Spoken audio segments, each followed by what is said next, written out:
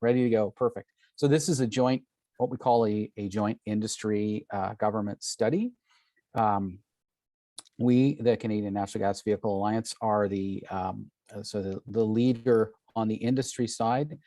That means our job has been to find the industry participants, find the industry dollars to pay for the study, or at least to pay for some of the study. The other half of the study, or the other portion of the study, is of course funded by Transport Canada under the auspices of their Research and Innovation Centre. This is a unique study unto itself, but it's actually the third thematic study that we've done in this way with Transport Canada. The previous two looked at use of LNG in the West Coast region, and then a second study looked at LNG in the eastern part of the country, so Great Lakes and Atlantic coast.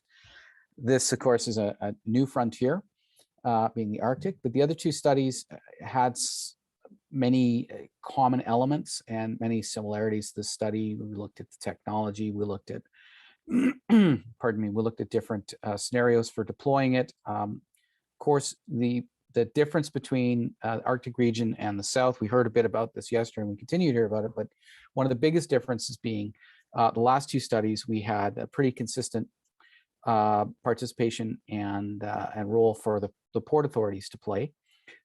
We still have port authorities involved in this study because they're still interested in sort of the evolution of the technology and the evolution of the regulatory regime and different things like that. But it certainly was a different consultation process that we got into with port authorities, and we didn't have the opportunity to kind of pull the aperture back and talk about bigger, broader community impacts as we get to do in this Arctic study.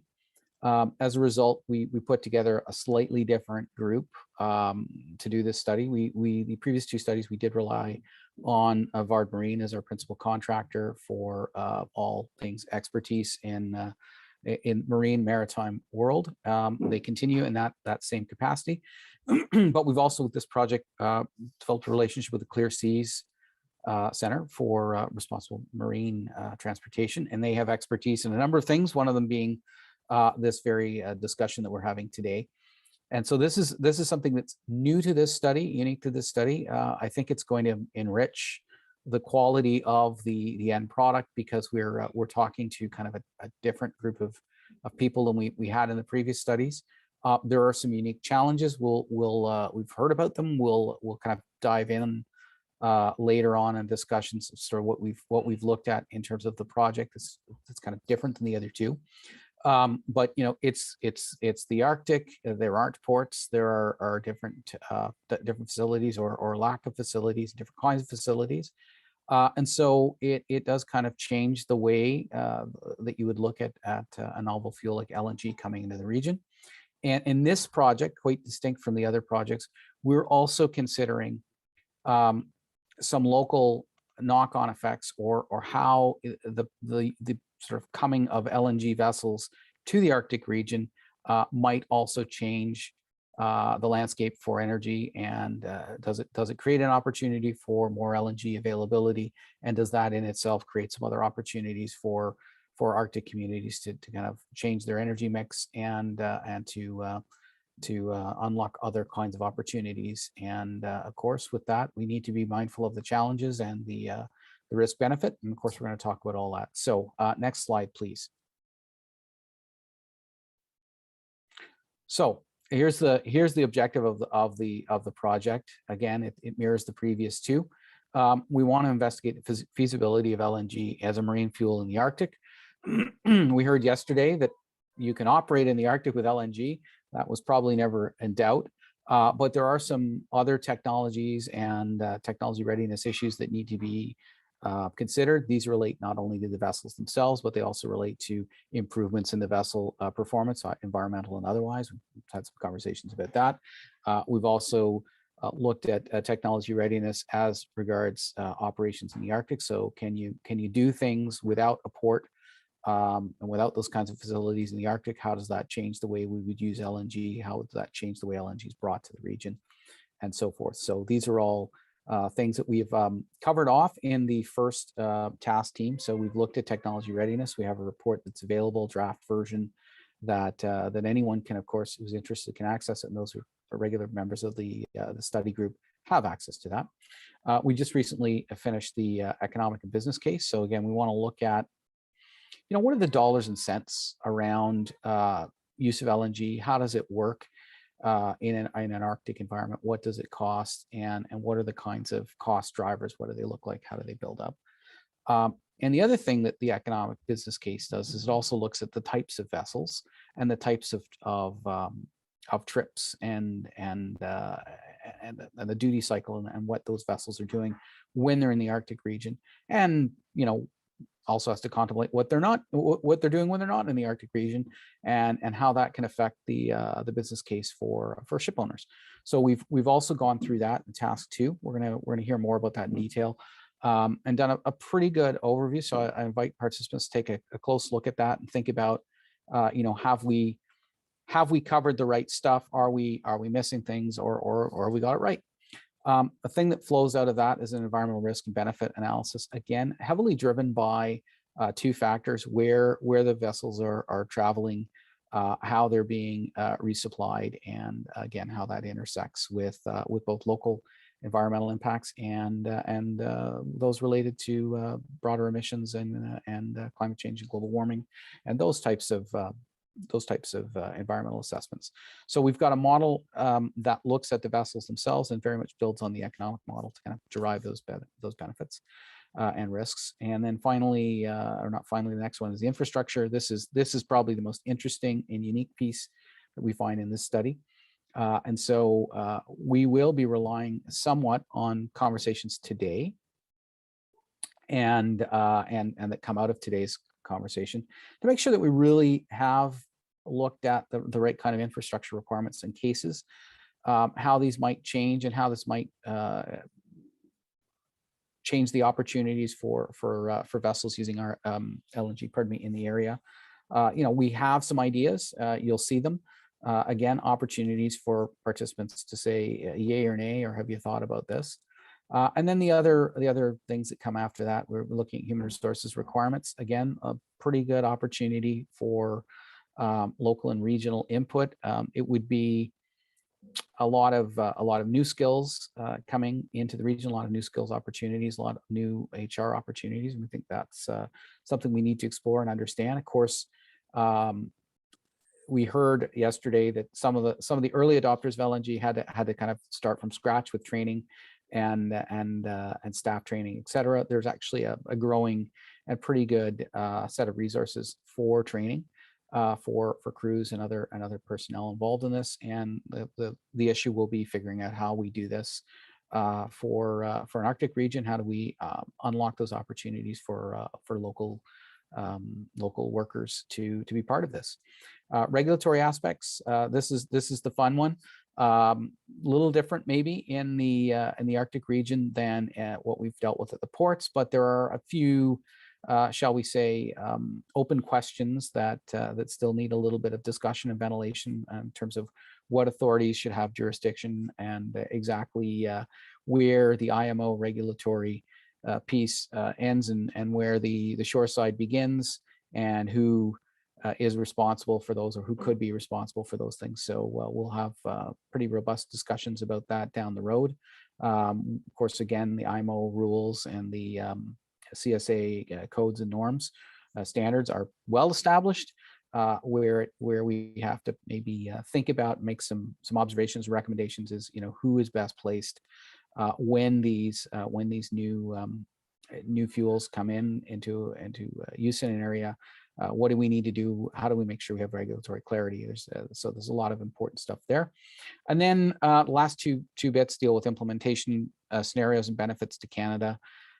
Those last 2 tasks will really be heavily influenced by today's proceedings and the conversations that come out of this. We really want to have a good understanding of what the right implementation scenarios look like. And then, of course, what flows from that are the benefits, not only to Canada, but also to the Arctic region. I've sort of alluded to some around different energy opportunities, different new human resources opportunities, and maybe even some new regulatory opportunities for governments and local communities to play a role. Next slide, please. So why are we considering LNG? Well, at the risk of sounding like it's entirely just a sales job, yes, some of my members are certainly interested in selling LNG and gas. So there is, of course, that. There's a desire to sell the product, but more importantly, there's things being contemplated like the HFO ban, concern around black carbon emissions, SOx emissions, GHG reductions, air pollution impacts, fuel spill reductions. All of these kinds of drivers are what have brought the maritime industry to look at LNG as a fuel. And there's certainly a growing consensus among some in the maritime community that this is a good option for making a dent in a whole bunch of emissions reduction objectives. And when done properly and carefully, of course, we can see real and significant early GHG reductions, and we're building a pathway for some longer term net zero and absolute zero options in the future using gaseous fuels. So these drivers are there, but it's also important to think about the local impacts. This is a different fuel than the liquid fuels that are typically used in the maritime industry. So it's an opportunity to get rid of or change up some of the risks and some of the local impacts. Yeah, there may be some things to consider around LNG, and there are many things to consider, but it is an opportunity to look at sort of what the trade-offs are between what's currently used versus what LNG brings to the table. It's new and innovative. It's clean. It's a clean burning fuel. I think I've kind of talked about this. Very abundant global supply of this. It's one of the least expensive fuels out there. The ship technologies are commercially available. They're some are good, some are getting better. And the original equipment manufacturers, both in the maritime industry and just the broader internal combustion engine industry. And it's important to note that we're not just talking about internal combustion engines for strictly propulsion, but also as a way to generate electricity, which so stationary generation or ship-based generation. So again, a lot of the technology is coalescing around, and there's an interest around gaseous fuel technology. So again, there's a lot of growth here and a lot of interest. And in terms of the ship technology, we've seen in the last few years a lot of it coming out and being quite available commercially, quite well understood. With a growing body of knowledge, understanding, and comfort. And then, of course, there's this whole conversation around synthetic biofuels, novel fuels, which gets you to those net zero options. We have, for instance, the first vessel in Canada operating on RNG in Canada's West Coast region. I do believe it is Seaspan Ferries that is operating that. If I have that wrong, someone will correct me, but I know that is the first example of a net zero large maritime vessel operating in Canada. And I think that shows the pathway forward. Now, we would be remiss if we didn't talk about methane emissions, and we don't talk about the core conventional fuel supply for natural gas here in Canada. We, as an industry, are very, very focused on reducing methane emissions, and that's from from well to wake, as it were. All of the various pieces in the supply chain are quite focused on driving down both methane and other greenhouse gas emissions writ large. But it is a risk, and it needs to, we need to approach this carefully, and communities need to understand what can be done to mitigate those risks and how that's done. I think I talked a little bit about the supply chain. I mean, conventional gas is moving toward a much lower carbon intensity around production and distribution, higher performance standards, and that's just only going to continue over the next little while. Which is to say, the supply chain for conventional natural gas is getting cleaner and cleaner. As that's occurring, we're starting to blend in other RNG, renewable gas, other synthetic fuel options are going to be into that mix. And these are, net zero, synthetic net zero fuels. So, removing emissions somewhere else, using them as a vehicular fuel. These are all developing, and these are all opportunities that make LNG look good and look like it has some legs beyond, beyond the immediate GHG and other emissions reductions. Next slide, please.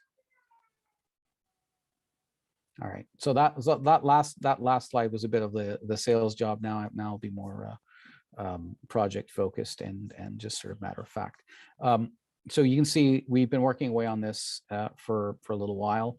The technology readiness, bit of an internal task, and not exclusively, but we went out to experts and sort of surveyed the state of play.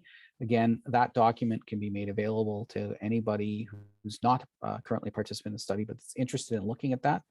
We'll make that available to anyone who asks for it. We then went into the next phase, which is where we did the modeling. This is a little bit more involved, a little trickier. We had to kind of, as I said, pick out the types of vessels and the voyages and kind of build that platform. We have spent a lot of time on infrastructure. You can see that task is still ongoing, and certainly this workshop is going to be an important piece on that. And we've also sort of started the HR and the regulatory piece, because again, they're closely related. And again, this workshop should feed in nicely. And we will then be moving later on in the spring or late in the winter, early spring, to look at the implementation of the benefits to Canada. So that's project timeline. We're looking to have it wrapped up in the summertime. We'll have a fairly large and dense document that will be, of course, available for people to look at. We'll also have a more accessible, streamed, sort of slimmed down marketing communications type document. I hate to use that word, but it's sort of a more accessible document for people to kind of get a high level view of what this work is and what we've done. And of course, folks who read that, some of them may want to read the bigger study. And of course, we'll make that available. Next slide, please. Well, I probably beat the tar out of the status of the work slide. I've sort of gone through it as we've talked about it. We've completed work in March and in October, and we are looking to complete the task 4 work in March, which is coming up pretty quickly. And that's again where this discussion is going to feed into it quite extensively. And this workshop, well, there it is on the schedule, and here we are, we're having it. And like I said, July 2022. So next slide, please. Who's participating? Okay, yeah, I did cover this off, but just so you know, we've had substantial input from original equipment manufacturers and marine engine fuel systems. That's good because they can give us the latest, greatest on what they're developing and what they're seeing. We are, of course, not exclusively relying on their say-so, but it is a useful bit of information, and they've been very valuable in helping with the technology readiness. Variety of different marine consultants have been involved and have chatted with us at different points. Again, we want to have a good understanding of what the practical experience is out there. Because it's an LNG project, because it's novel, we've conversations with people who are the experts on LNG, maybe haven't set foot on a ship and maybe don't know some of those connections, but it's really important, to have a full, good understanding of what's going on with LNG. I mean, it's not fundamentally changed, but we do know kind of where the new projects are coming online and what's being developed around the country. And that's very helpful. Ship operators, we heard from one yesterday, and of course, they've been quite helpful in helping us understand what's going on in the Arctic, what kind of sea operations are already occurring, and whether or not what we've proposed kind of fits with what they think is going to occur. Lots of conversations with fuel providers. They're giving us lots of insight. We have been talking to federal departments and agencies. We heard from Coast Guard yesterday. We've had conversations with Environment, Climate Change Canada, and others. Primarily, our discussions are with Transport Canada. They're, of course, closely managing the project because it's one of their funded research projects. We have done some outreach to mostly territorial governments at this point. Hopefully, we'll have some representatives from those either tuning in or tuning into the recordings of this. But we know that they're interested and obviously have an important stake here. And this today is where we get into Arctic communities, economic interests, Indigenous organizations, NGOs, and others. We have invited these organizations to participate throughout the process, but this is our today and yesterday. This is our focused opportunity to kind of get those perspectives and to hear from those groups. Next slide, please. Oh, good. I get to say thank you. Don't know if I filled my full 20 minutes. Don't know if there are any questions. I don't know how much time we have left. So I'm open to any questions if people have them, and our moderator will cut us off if I'm talking too much.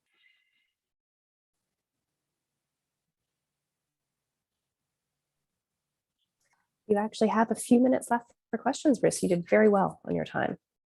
Well, that's a first for me.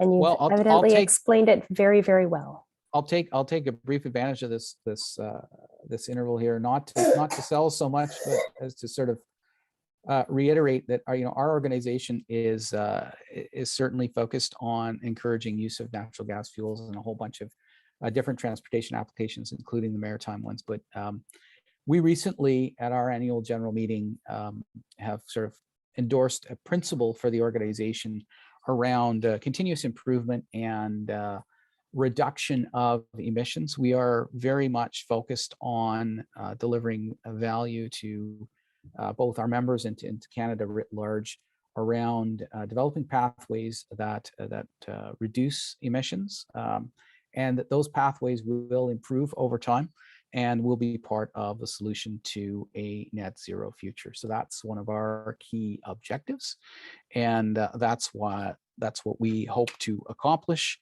and hope to contribute toward. So there, just so give you a little more context on who we are and what we do. Thanks, Bruce. Seeing a hand from Brian. Brian, go ahead with your question.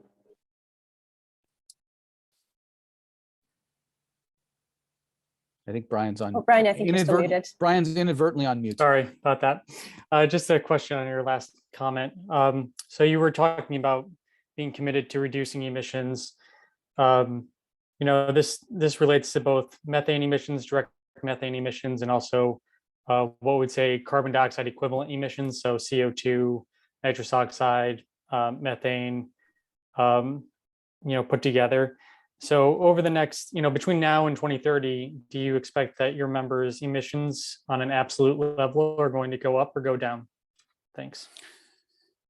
Yeah, I think the objective is for emissions to go down on an absolute level. I don't have a detailed, I'm not going to commit on a detailed level each and every one of the members. I know that most of them have made public commitments. All of them will be making some kinds of public commitments over the next little while. So we'll wait and see where that goes. In terms of the association and in terms of the objectives that we've set out, it's very much about setting a tone for how we approach projects like these in the marketplace. We want to make sure that the focus is on developing and deploying the best performing technologies, and best performing is all about actually attaining quantifiable and reasonably proven emissions reductions. The other thing is about developing the pathways, realistic pathways that get us to net zero and zero. That's a longer term project. That's a longer term discussion. It's about developing an R&D agenda. It's about developing a whole bunch of other technologies, some of which are, speculative. Others are sort of practical adjustments to the way that the existing equipment functions, right? So we've got some small stuff and then some big stuff. We're looking at different fuels, and we're looking at sort of that blending of what I call novel gases. We talked a lot about RNG. But we're also looking at where hydrogen blends and other types of fuels can fit into that, and where our members can continue to deliver value. So we really see this as a platform for promoting emissions reduction, and we're gonna look for ways to improve performance over time, where folks have identified things that need to be better. Thanks. Just a comment that any new projects that bring LNG to a new market where they don't already exist should be evaluated against those goals of emissions reductions and whether or not it helps achieve that or if it's counterproductive. Thanks. Yeah, Yeah, I agree. That's an important consideration.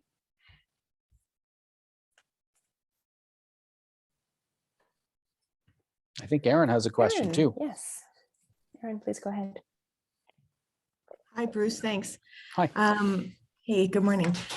So I'm wondering, I know for me and for some of the other NGOs participating, our considerations, I guess, are messages about whether or not these types of projects align with an ambitious climate agenda and meeting our targets. They don't fit well in your report. And so we've kind of talked about this in the working groups that some of this question about whether really LNG investments are aligned with net zero by 2050 would take place potentially in a narrative way in the implementation chapter. So I just wanted to circle back on that and understand how, you know, mine and Brian's and Andrew's and some of the other inputs that we've, you know, thoughtfully provided will show up in the report. Thanks. For sure. Well, I actually think that it is consistent with the long-term objectives of net zero. I don't think we've modeled RNG and some of the future fuels, and I don't think we bit off the task of trying to kind of guess where we're going to be 1 and 2 decades from now in terms of what things are going to cost. I mean, the point of the study that we're kind of undertaking here is a little bit narrower than that. We want to look at what we can do with the existing technology. We want to know what the potential pathways are in the future, but we can't really evaluate what those are going to cost, what those are going to look like, and how they're going to work. Some of them, when you're talking about like a drop-in fuel like RNG, we don't know the price, but we know how it'll work. Some of the other technologies and some of the other improvements, you know, have to actually, you know, show up, and we have to see how they model out. So, you know, that's not in scope. But, you know, clearly, I think you can see a pathway to net zero. But this document is not designed to cost that out. That's not designed to kind of go that far down the road. That becomes another study for another day. It's certainly something I'm interested in, but not the main piece for what we're doing this work. I think that kind of feedback is good and important. We're absolutely going to include it. We're absolutely going to identify what those pathways look like. We're not going to be able to do because we just don't have the scope with this study is costed out the same way that we've costed out what's in the study. So what we're looking at are things that can be done in a reasonable span of time, 5 or 10 years, that can actually be deployed with existing technologies. And we'll look at the benefits of those that we can quantify, and we will try to, as best we can, identify the strategies to deal with the challenges and shortcomings. But we're obviously not going to be able to do that in the same detail as we've done sort of the basic stuff, because what we want to do is make sure that the idea of using LNG can work in the environment and that can actually deliver for those communities. So that's the scope that we're stuck with. Some of the other questions we will definitely address, but we won't be able to address them in the same kind of detail, unfortunately. But that doesn't mean that some future study doesn't do that. That's just this one won't.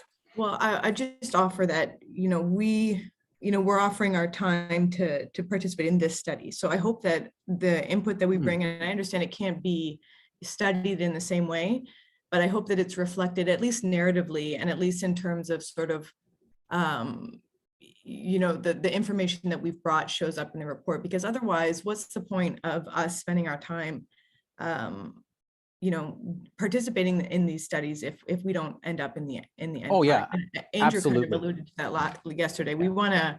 We want to have this in writing with all the rest of it, even though it's harder to describe technically. Absolutely, and I just want to manage expectations of what we can and can't model effectively. And so it's going to, you know, we'll talk about this, and I know we'll have more conversations down the line, what that looks like in the narrative, but we're definitely going to cover that stuff off. We have to, absolutely. Thank you. I'll invite Paul to speak now. Yeah, I was just gonna reassure Aaron that was the intention of this afternoon's discussion, was to make sure we accurately capture that, because I think it's the concern that was raised about, are these implementation pathways consistent, and that there's certainly voices that have been and opinions expressed that said there's concerns that some implementation pathways are not consistent, and so that you were hoping to and want to make sure that those opinions are reflected in the implementation scenario. So and so I can give you that assurance they will be, even though, as Bruce pointed out, we can't necessarily model why they aren't or why they are, but I think it's important to reflect those, and they will be. And that's what I was hoping to do in the discussion after the presentations, is to make sure we accurately kind of nail down a good summary of those inputs and those opinions, so that we can put them into the next chapter. And sorry, I keep talking, but I will stop, I promise. At CNGVA and amongst some of our members, we're actually actively modeling in other transportation fields. We're actually actively modeling kind of RNG prices, some of these other prices. So it's not probably that big of a step for us to kind of interpolate or sort of guesstimate some of these things, but it's not what we put in. It's not what we put into the original study, because the truth of the matter is nobody is selling renewable LNG right now. And that doesn't mean that couldn't change very, very quickly. It's just that there's just no real benchmarks to put there. And that's part of, like I said, we're modeling that in the sort of the on-road transportation. The members are sort of still working through the costs and the potential costs. Having said that, I think we may have a lot more clarity 1 and 2 years from now, and I think some of those markets will be much better developed, and so it'll be easy to extrapolate once we've completed this report how that might change in the future. And so it is a limitation of time and space and information, but we've got our eyes on that. And again, there are some other technologies too that are being talked about, and hopefully we can learn more about those and include as much of that in the study when we're done. Great, thank you so much, Bruce. And I think we're getting into some more of the project specifics, so now is probably a good time to segue over to Andrew. Andrew Kendrick is going to start us off by talking through the first couple of tasks that have been completed, and we'll certainly have the opportunity for more questions. And just briefly before we get into that, I've noticed we've got a few more attendees who've signed on, and first thing this morning we did a few introductions. And so if there's people who have not had an opportunity to introduce themselves who are participating here today, I'd like to invite you to take that opportunity now. So please feel free to unmute yourself. And seeing on our attendees list, Dylan Proctor, would you be able to introduce yourself?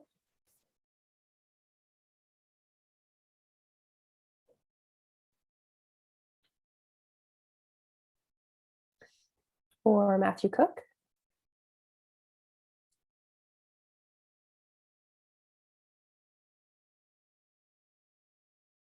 Or Terry Cancel? Last one is Dermot Lonane. Hi, how are you? Morning. I wasn't expecting to introduce myself. My name is Dermot Loughnane, and I'm a consultant. I operate the Botnica for Baffinland Iron Mines in the Arctic, and have been around the business for about 40 years. So I'm almost as old as Andrew. Great to have you here, Dermot. Thank you. Welcome. If there's anybody else who'd like to take the opportunity to introduce themselves, please feel free to jump in. Just a moment. Hi, Megan. Dylan Proctor from Island Tug and Barge in Vancouver. I'm the business development manager. Thanks for having me today. Apologize, I missed the earlier introduction. No problem. Thanks, Dylan, for joining us today. All right, last call for introductions, then we'll move on to Andrew. Can you hear me now, Megan? Yes, I can. Thanks, Alan. Hi, it's Alan Novotny from Wärtsilä. I'm Business Development Manager focused on federal government projects. And of course, the Arctic is very important to us at Wärtsilä. And happy to be here. I'm located in Vancouver. Great. Thanks, Alan. Anyone else?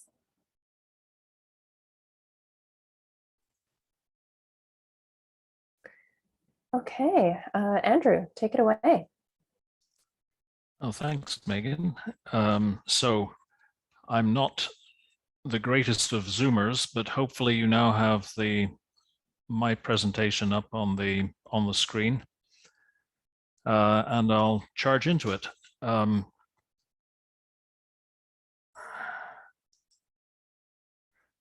So Bruce has taken up half of my time, but so I can very rapidly go through a couple of slides that are basically repeats and dive straight into the work that we've been doing. Just before I do that, though, I will emphasize a bit of a difference between VARD and CNGVA. We don't have gas in our name, and we're not about gas. For those of you who don't know us, VARD is a ship design and marine consulting company. And the meaning of VARD is actually a Norwegian term for a big pile of rocks. It's a sort of not very attractive version of an Inukshuk. So what we do is we design ships and we provide advice to clients on marine issues. We were the pioneer of introducing LNG fueled ships into North America. We were also the pioneer for introducing battery powered ships into North America. And we continue to do work in those areas. And we also provide advice to our clients looking forward as to how the marine industry is going to be able to achieve the current IMO targets for greenhouse gas reduction and potentially net zero by 2050. And it's really tough. And we can perhaps get into some of those aspects in the discussion this afternoon. But this will come out in some of the slides that myself and the other VARD Andrew will be presenting over the next little while. So the focus of this project is on LNG, but we in VARD don't see a global shift from HFO and diesel just to LNG as being part of what goes on.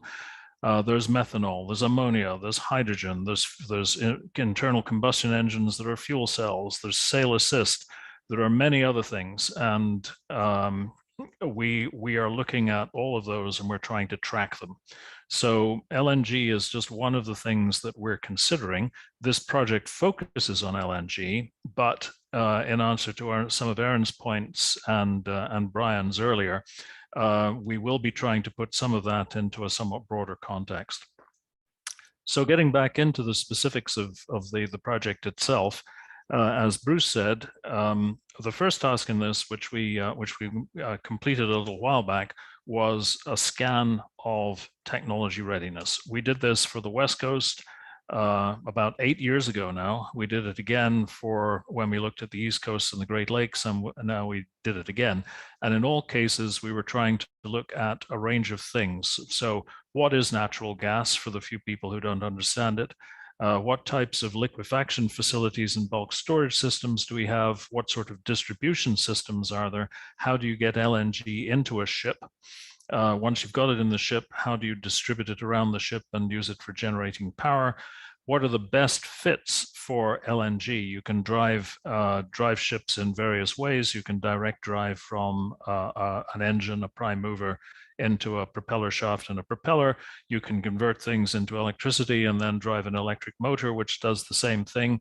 And some of these are better suited to using natural gas as the fuel than others. What are the safety technologies? What's the state of the art? And where are we with technical standards, which are a key component for the introducing of almost any new technologies? Because if you don't have standards, it's very difficult to achieve things. And where are the ongoing areas of research and development into all of this? So as Bruce said earlier, The report on this is available. I won't say it's finished because what we intend to do, based on feedback on the first round of reports, is to update that and to update the other reports I'll be talking about based on input we get from people and also on the continuing pace of technology development. So what's the state of the art? There were a lot of good presentations yesterday, some of which talked to how many LNG fuel ships there are out there and how fast is it growing. And as CLNG said, what we've seen in the last few years is exponential growth. It took a while for LNG dual fuel to reach a critical mass in some services. It's reached that critical mass and it's taken off. So we're seeing a lot of ships running on LNG, and we're seeing an increasing number of ships that are running on LNG in the Arctic. And I'm just highlighting a few of them here. The top illustration there is a very recent LNG dual fuel vessel cruise ship, the Commandant Charcot, operated by a company called Ponant out of France, which made its maiden voyage to the North Pole last year. That's its intended operation. It goes from Svalbard, Spitsbergen to the North Pole during the summer. In the winter, it goes down to the Antarctic and operates there. 2 big LNG fuel tanks to give it a lot of power and a lot of insurance. For those of you who track these things, that ship is almost exactly the same size and the same power as Canada's proposed new polar icebreaker, designed by Vard, and in the case of the Commandant Charcot, built by Vard. Unfortunately, where the Commandant Charcot is LNG, the prospect for Canada's new icebreakers is entirely diesel. Just below that is a very recent announcement of a new LNG fueled icebreaker for the Russian Northern Sea route. And beside that is a Russian nuclear powered icebreaker escorting a big LNG fueled, LNG carrying tanker operating out of the Russian projects in northern Siberia. And then on the right, one of Chris King's ships, and he talked to those vessels in much more detail yesterday, so I'll skip that for now. So where have we got? Safety of LNG vessels is, as I said in answer to a question yesterday, Dermot raised an LNG ship that had exploded back in the 1940s. And Dermot, I'd really like it if you could give me a link to some of that, because I did a scan, I did a literature search overnight and I couldn't find it. There have been a couple of issues of problems with LNG shore facilities back in the 1940s, which shut down the industry for a few years until the technology caught up. But in terms of ship accidents, the record is very good. Now have a... Sorry, it was, I didn't know I could break in. When we, TK Australia, when we operated the 4 LNG carriers on the Northwest Shelf, this website was put up in opposition to that to show this explosion, which is how I know it. So it may have disappeared, but I'll have a look and see if I can find it and forward along. Yeah, if you could, because we're certainly not interested in hiding stuff. If there's stuff out there that we're not mentioning in our reports, then please pass it along. Sure. So thanks, Dermot. So anyway, we have now we have a wide range of standards and guidelines, and we'll talk a little bit more to that in some of the project reports. Very importantly for a lot of this, when we started doing this on the West Coast, LNG plants were big. They were big trains producing vast quantities of gas. And that was the only thing you could do economically at that stage. Since then, there's been a lot of growth in medium and small scale LNG production. And Callum and others talked to a bit of that yesterday. It's now pretty much cost competitive with these big plants. And that's partly because for the smaller scale ones, you can do them in modular form. You can build kit somewhere and ship it to where it's needed, as opposed to doing things on site, which is often remote. And it doesn't matter whether it's remote Arctic, remote Australia, remote wherever it is. When you're doing things on site, it's always much more expensive. So these smaller scale LNG production facilities really enable creating distributed supply chains, which is very useful for LNG. And the other thing that we've seen explosive growth on, particularly in the last couple of years, is LNG bunkering for larger vessels that need a lot of stuff. I was pointed out yesterday what all of the Canadian operators are doing at the moment is fueling from trucks. But there are projects in the work in Canada to introduce LNG bunkering vessels, and that's becoming increasingly common worldwide. A little bit of VARD advertising. That's a VARD LNG barge, which has just entered service in Jacksonville in Florida. So what are the issues for LNG as far as ship designers are concerned and ship operators? The availability for LNG for bunkering is still patchy in most of the world. You can get supply, but you can often not get it terribly conveniently. LNG, if you build a ship with LNG, it's expensive in terms of capital costs, and I'll talk more about that when I get into task 2. And LNG tanks are difficult to install. If I were, as a ship designer, to invent a perfect fuel, it would be diesel. Because diesel is relatively inert, very easy to handle, and you can stick it anywhere. The fuel tanks in most conventional ships are basically just stuck anywhere.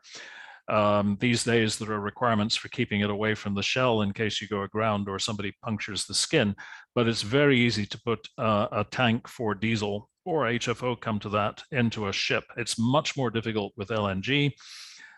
Because LNG is cryogenic. You have to keep the tanks insulated.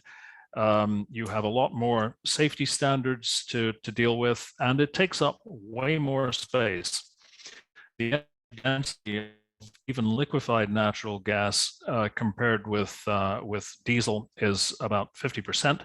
And when you put all the infrastructure around it, you're not taking twice the volume, you're typically taking 3 times the volume or sometimes 4 times the volume to put an LNG tank in. So that either drives the size of the ship up or it reduces the amount of cargo you can carry. This is much easier for some ship types than it is for others, but it's a challenge for all of them. And when we're dealing with LNG, we always have this issue of what are the well-to-wake emissions, what are the problems with methane slip? And our other Andrew will be talking much more to that under task 3 of the report. So Arctic LNG, this was discussed a bit yesterday. Temperature, not really a problem when we go into the Arctic because LNG is cryogenic to start with. And in fact, operating in Arctic temperatures is an advantage. But building infrastructure for LNG is always challenging, and doing it in the Arctic even more so, because building any infrastructure in the Arctic is very expensive, very challenging. You can't necessarily work on it 12 months of the year, and everything has to be brought in from further away. But these challenges are not insurmountable. What Russia is doing with its Arctic LNG production, I don't hold Russia up as an example of all that many things, but they've really gone ahead and done it. And they've developed all sorts of specialist tools, specialist equipment, specialist vessels to help them with that. So we're just observing that from a Canadian end. Back in the 1980s, I was looking at big projects for LNG in the Arctic. We don't expect to see any of those. We really don't think those are going to happen in the North American Arctic in the near future, but there may still be potential for some smaller scale stuff where that makes economic sense, where it makes social sense, where it makes environmental sense. So I'll leave it at that for now. We can come back to it in Q&A, or we can come back to it later on today and lead into the economic analyses that we've done. So we invented a set of scenarios for Arctic LNG fueled vessels. And this is based on existing traffic patterns and some initial screening of ship types. As I said earlier, we don't regard LNG, dual fuel LNG, pure LNG as being a panacea. And for some vessels, it just doesn't work. So there are vessel types that are common in the Canadian Arctic that we did not want to consider. We explain that a little bit in the report and happy to discuss it further. Tugs, private yachts, fishing vessels. One of the issues here is safety culture. Safety culture is hugely important to operating on LNG. And frankly, though I will alienate a few people by saying it, fishing vessels don't have a great safety culture. They're not covered by the majority of International Maritime Organization instruments, and they're not terribly well covered even by Transport Canada instruments. Most sailors who die are fishermen. And I've done a lot of work over the years to try and help introduce safety culture to more fishermen. The West Coast is an area where that's been done better than almost anywhere else in the world, but they still die. And unless their safety culture comes up to scratch, LNG is not for them. Tugs, you can do tugs on LNG, and the new facility in Kitimat for exporting LNG from Canada overseas will have dual fuel escort tugs and also pure electric tugs helping the ships, depending on which size of tug you're dealing with, because small tugs are very difficult to fit LNG into for the size reasons I mentioned earlier. So we've looked at a set of scenarios, and I'll introduce those now, and we've used the same scenarios to look at economics and environmental impacts. So we developed the vessel cases, we look at Arctic routes, we use data inputs, and we use basically the same information to construct our economic models and our environmental models. And here are the scenarios. We've looked at a typical sea lift cargo vessel, and because de Gagny are one of the participants in this, we're using pretty pictures of de Gagny vessels, but this is not a de Gagny vessel. It's a sort of generic vessel operating on Arctic routes. So the size particulars are there, the power particulars are there. We're looking at either slow speed or medium speed diesel engines, and Andrew Miltmore will explain a bit more about that, and a certain amount of fuel on board. And in this particular case, this is a set of de Gagny routes that we use to look at the economics. Somewhat similarly with the tanker, similarly sized ships, these sea lift vessels for tankers, for cargo vessels. The tankers tend to be a bit bigger, but they're by international standards, these are relatively small ships. And what we've looked at for both of these is, if you were to build a new ship, what would it look like? Moving on, we looked at expedition cruise ships. Expedition cruising is becoming increasingly popular. There have been a number of expeditions ships in the Canadian Arctic for years. There have been a few bigger ones. Dermot can talk to this very authoritatively because he's been involved with many of these voyages. At the moment, the Canadian bit of cruise operations tends to be tagged on to other things. The ships are either going through the Northwest Passage, or they're making voyages up on both sides of Baffin Bay, touching on part of the Canadian Arctic, touching on the Greenland side. We invented a synthetic route profile for this that would involve basing in Iqaluit and making a number of trips over the course of the summer operating season in and around the Canadian Arctic archipelago. And then we looked at a small scale LNG carrier. And the reasons for this will become much clearer when we talk to other tanks. But some of these vessels, the majority of the vessels we looked at, the assumption is that they'll fuel in the south. They'll go into the Arctic on LNG, they'll come out of the Arctic on LNG, but they won't refuel in the Arctic on LNG. As Chris King noted yesterday, that's how de Gagny operates at the moment. But right now, they have to carry extra diesel to go into the Arctic just in case they run low on fuel for operations in difficult conditions. So we looked at a small-scale LNG carrier to refuel ships like the Arctic cruise ship, potentially to act as a top-up for some of the other Arctic traffic, and also perhaps to refuel any Canadian government assets, Coast Guard or others that happen to be up in the Arctic. What would we have? So this again, just for illustration, this is one of Vard's bunker vessel designs, which is carries about 7,000 to 10,000 cubic meters of LNG, and that can be used either for bunkering or for small scale distribution. And we talk more about that when we get on to task 4. Then we looked at some of the bigger ships, and these ones are different. For all the others we looked at, would you build a new, if you built a new ship, what would it look like? For these ships, we look at, is it feasible, is it practical to convert these ships to operate on LNG rather than heavy fuel oil, which is what most of them are running on. The previous ones we've been looking at, the base case assumption is that they're operating on diesel. These are heavy fuel ships. So when we look at the economics, we look at the economics of heavy fuel now. We also look at the economics of having to convert to diesel in the future. But these are expensive ships. These ice-going bulkers, these are specialized ships. They have a long life expectancy. So we didn't look at, would you throw away the existing fleet and replace it with brand new? We looked at, the ships exist. Could you convert it to LNG? What would it cost? Would it make any economic sense to convert these to LNG? So the first one here is a real icebreaker. These icebreaking bulkers that serve Raglan, similar ships go into Voisey's Bay in northern Labrador. These are very potent ships. They can actually break more ice than any Canadian icebreaker can, and they operate year-round. All the other ships we're looking at are seasonal. These ones operate year-round. They have breakpoints, which have been negotiated with the local communities in the Arctic to make sure that they're not breaking ice when the hunters are out on the ice, when the ice is forming.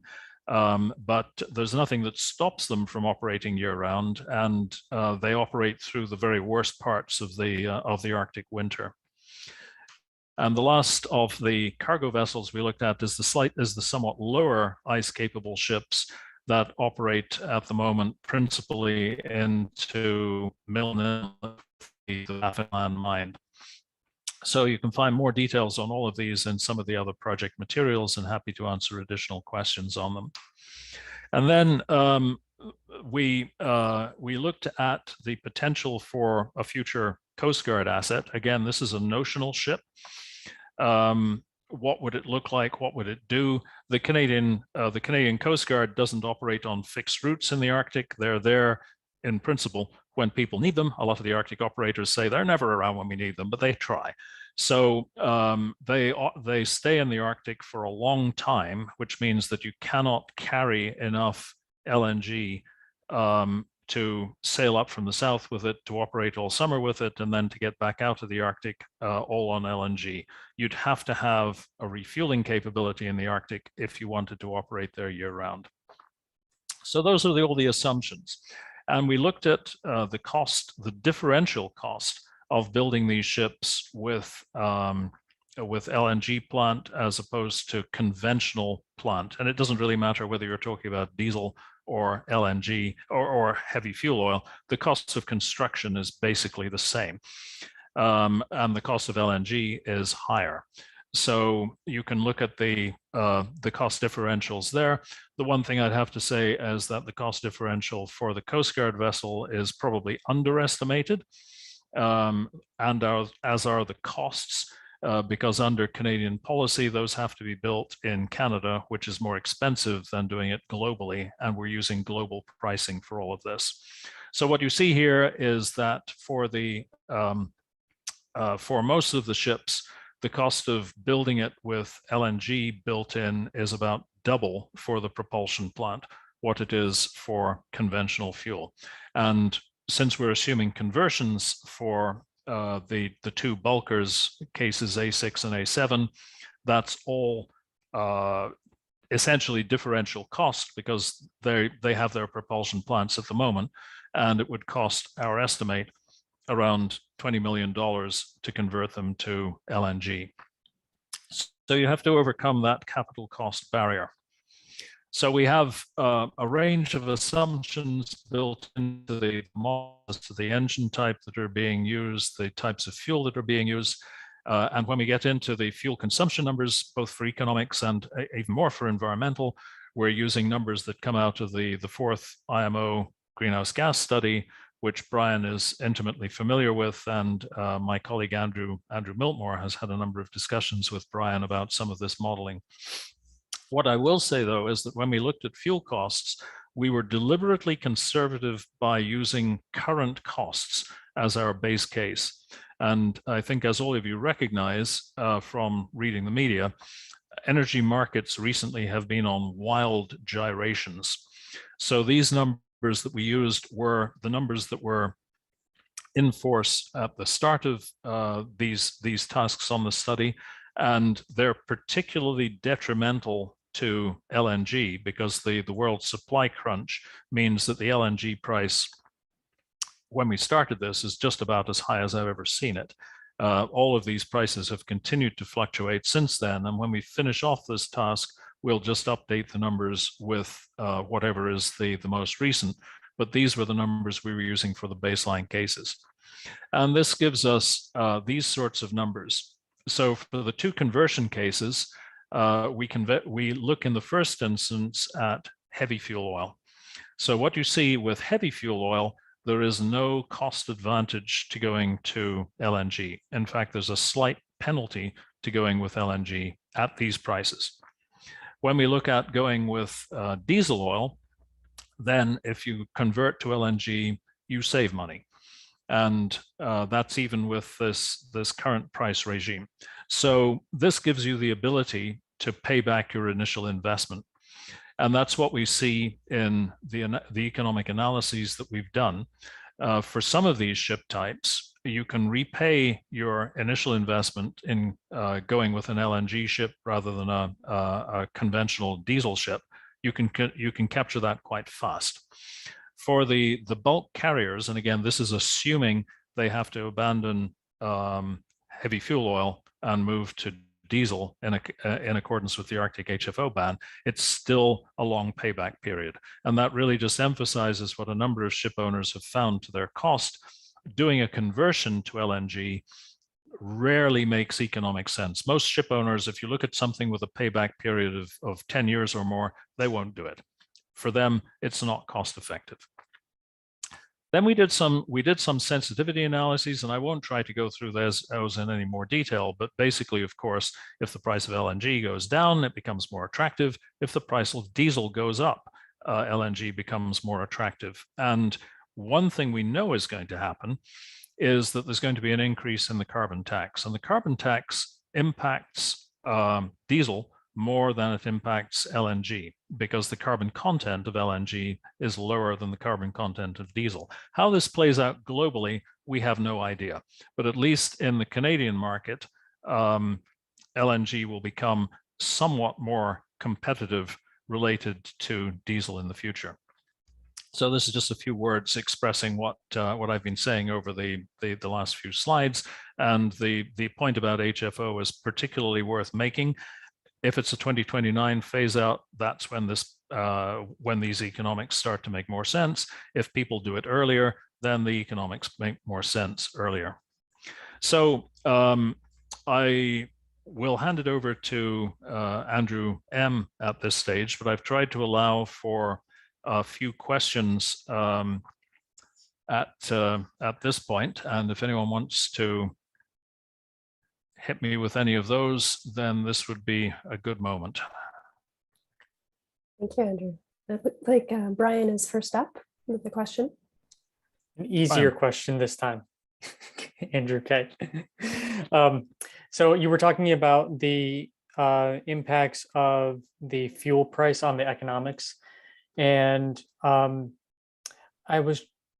it relates to the analysis that's going to come up in the environmental benefits as well. And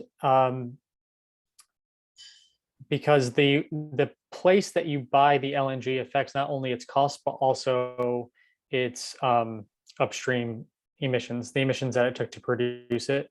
So can you just tell us where you considered the ships were buying the fuel? Is it in Canada or is it in Europe? Because, you know, a lot of these ships might not necessarily only operate in Canada and might choose to fuel in places that don't have carbon tax, for instance, which for right now would be Europe. Thanks. Right. Andrew M's hand immediately went up, and he'll talk to the environmental side of this when he gets there. But on one of my slides, I noted that for the bulk carriers, the big bulkers, we're assuming they're fueling up in Rotterdam. that's where they go. They go to Europe, so they fuel there. The other ships, the working assumption is always that the LNG is Canadian LNG. So it affects the economics. It affects the emissions because of the different characteristics of the different prices and where the fuel is coming from.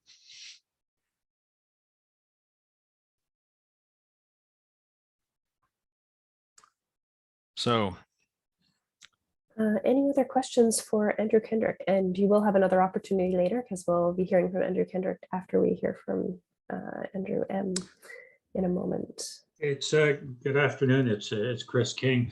I just wanted to add a quick comment on pricing. Obviously, the pricing varies. I mean, what you have today may not be the pricing you're going to have next week or even in the same location.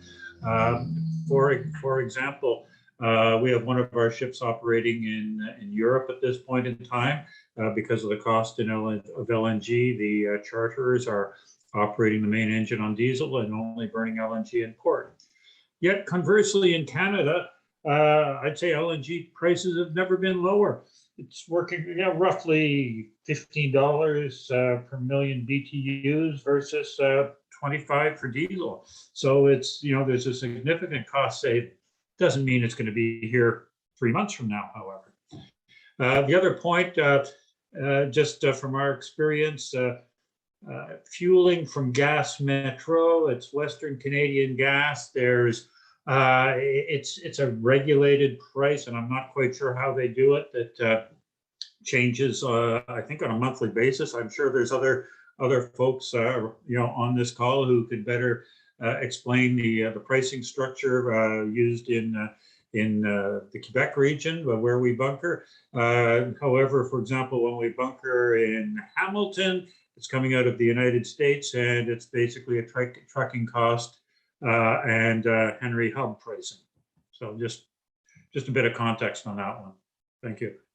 Yeah, thanks, Chris. And what we have seen in most marine markets for LNG, LNGs and marine fuel, is that operators try to bake in the pricing. They try to get into long-term arrangements for pricing wherever they can, just to give a bit more economic certainty. And it's a bit like taking out a mortgage. If mortgage rates are low, you ask for a 10-year fixed rate. If mortgage rates are high, then you may take your chances on variable.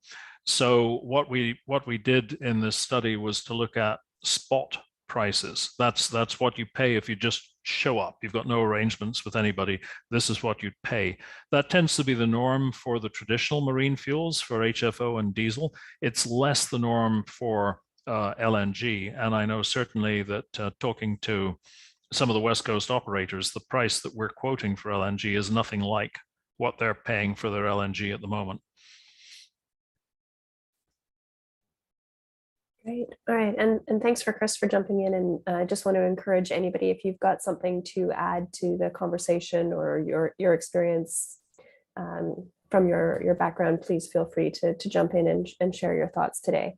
So before we get into Andrew Miltimore's presentation on the environmental trade-offs, I think let's take a 5-minute break. Everybody have a stretch, get some water, and we'll come back at 5 minutes to the hour to continue the conversation. So take 5 minutes and we'll be back shortly.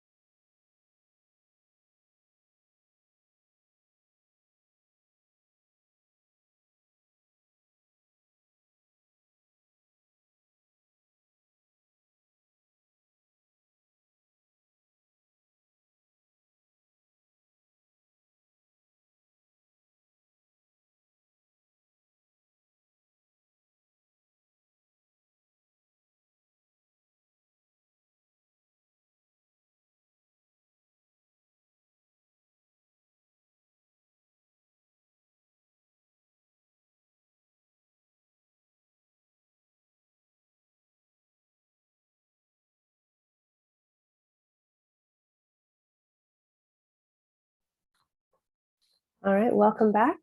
And Andrew, whenever you are ready, we can get started with task 3, environmental trade-offs. Okay, great. And everyone should see my screen being shared with a picture of a LNG tanker. I will take that as a yes. And yes, I can. Perfect. Yeah, today I will be presenting on task 3 and 4 of the study so far.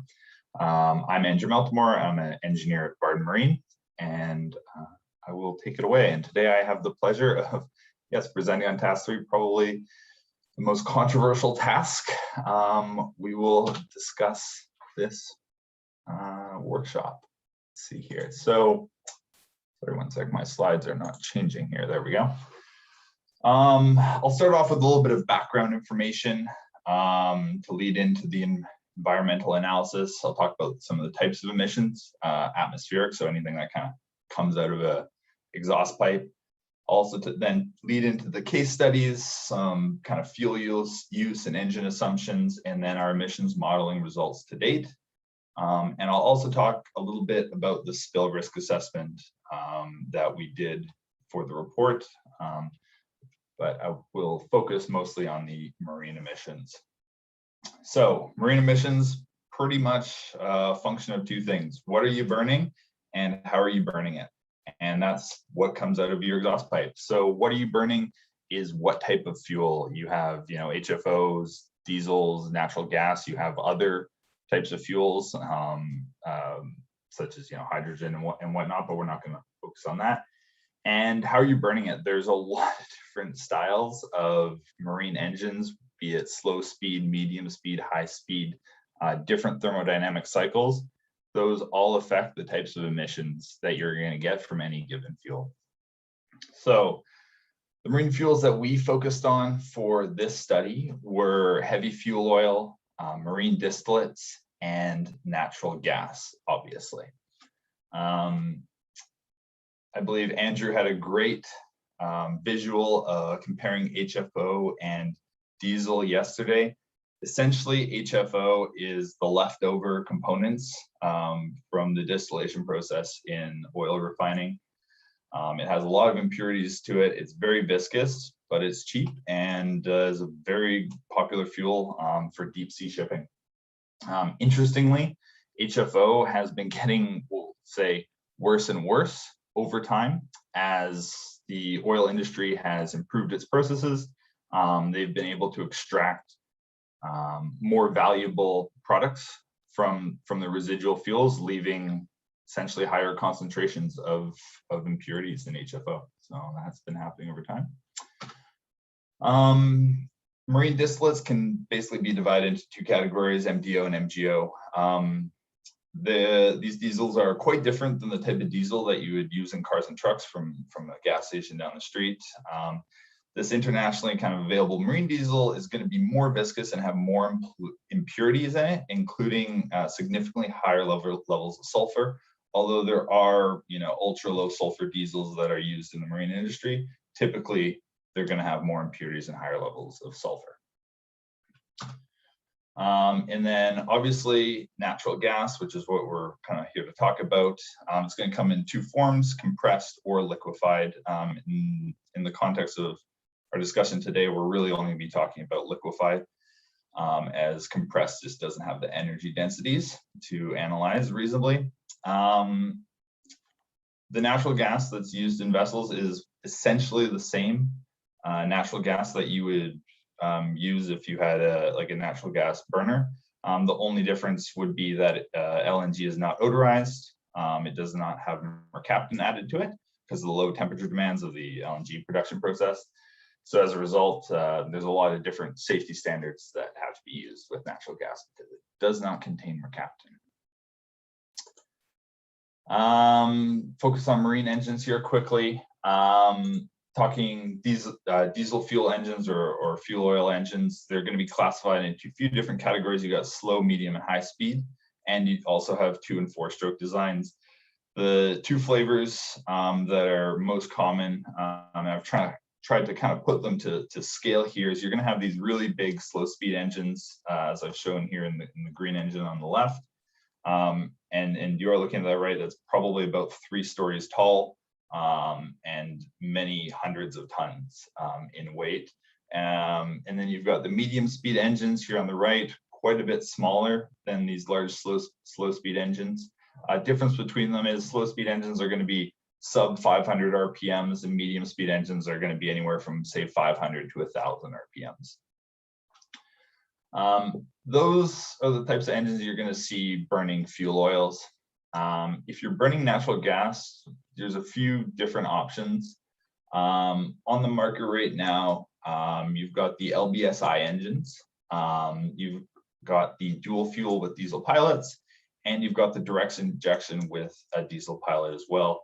I've kind of provided a little bit of an overview of these different engine technologies and a nice little picture of a natural gas engine below. You can typically tell a natural gas engine from a non-natural gas engine because you will see yellow piping all over a natural gas engine. Both spark injection and dual fuel engines use a premixed air fuel charge, which tends to result in methane slip. Methane slip is a term used to describe the release of methane in exhaust from incomplete combustion. And we'll get into this later, but methane slip will kind of reduce any potential greenhouse gas benefit that you can get, so it can eat into that. That's probably all I want to say on that.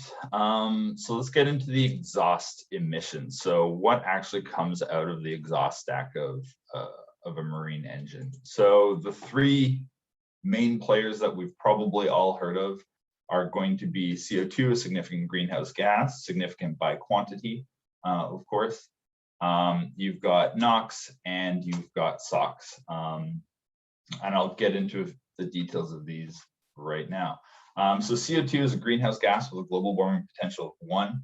The global warming potential essentially just compares gases to CO2 and weights how potent they are in terms of warming the planet. So CO2 compared to itself has a global warming potential of 1 because it is CO2. CO2 emissions are directly related to the carbon content of the fuel and the amount of fuel consumed.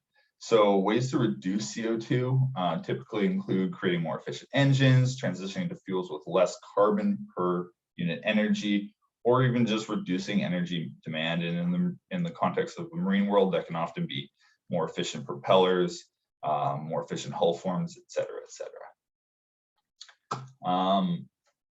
Methane probably will be a big conversation in the discussion this afternoon. It is a greenhouse gas with a global warming potential of 30.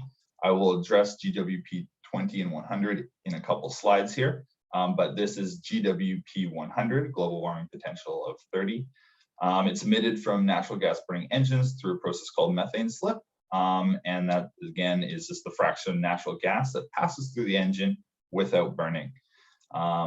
And keep this in the back of your minds, methane slip is far more prevalent in engines operating on the Otto cycle. Just, I'll remind you again later, but when we do discuss the selected engines for our various case studies, just keep that in mind. Another emission is SOx, and this is a direct function of the sulfur content of fuel. So I've just provided a short little table here showing the sulfur content in various fuels. You'll notice the HFO I have at 3.5%. Just note that IMO non-ECA sulfur limit is 0.5% currently. And so also note that diesel ignition dual fuel or direct injection LNG engines can potentially use a higher sulfur content fuel for its pilot fuel. So the SOx emissions from these type of fuels is going to be the contribution of both the LNG and the pilot fuel if the pilot fuel is being used.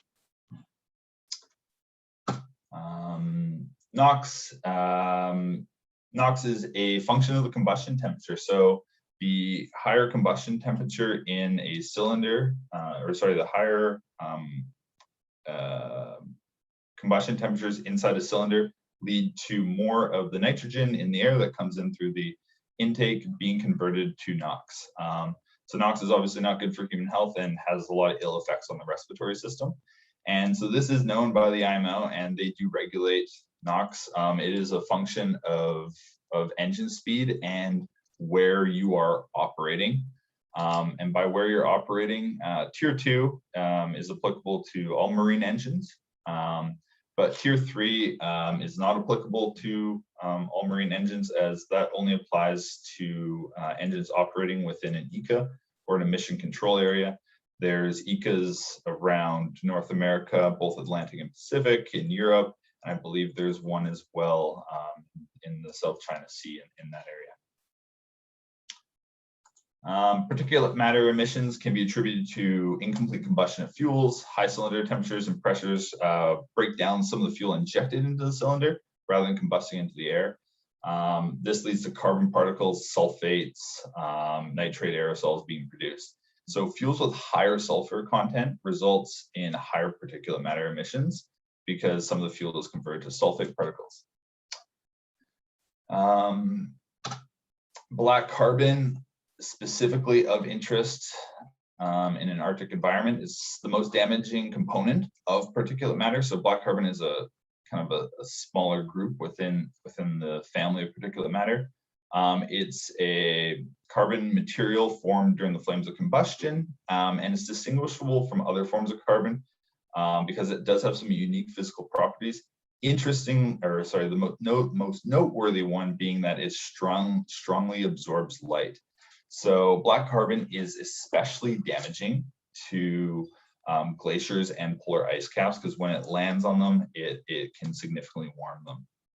So just for note, the 100-year global warming potential for black carbon is 900, and that's what we've used in our report. So just to summarize, you've got these are the 6 emissions that we've focused our study on. You've got CO2, significant greenhouse gas. You've got NOx, contributes to formation of smog, and acid rain, again, bad for human health. Same with SOx. Methane, a very potent greenhouse gas, 30 times more potent than CO2 on a 100-year timescale. You've got particulate matter, and you've got black carbon. Now, a note about global warming potential.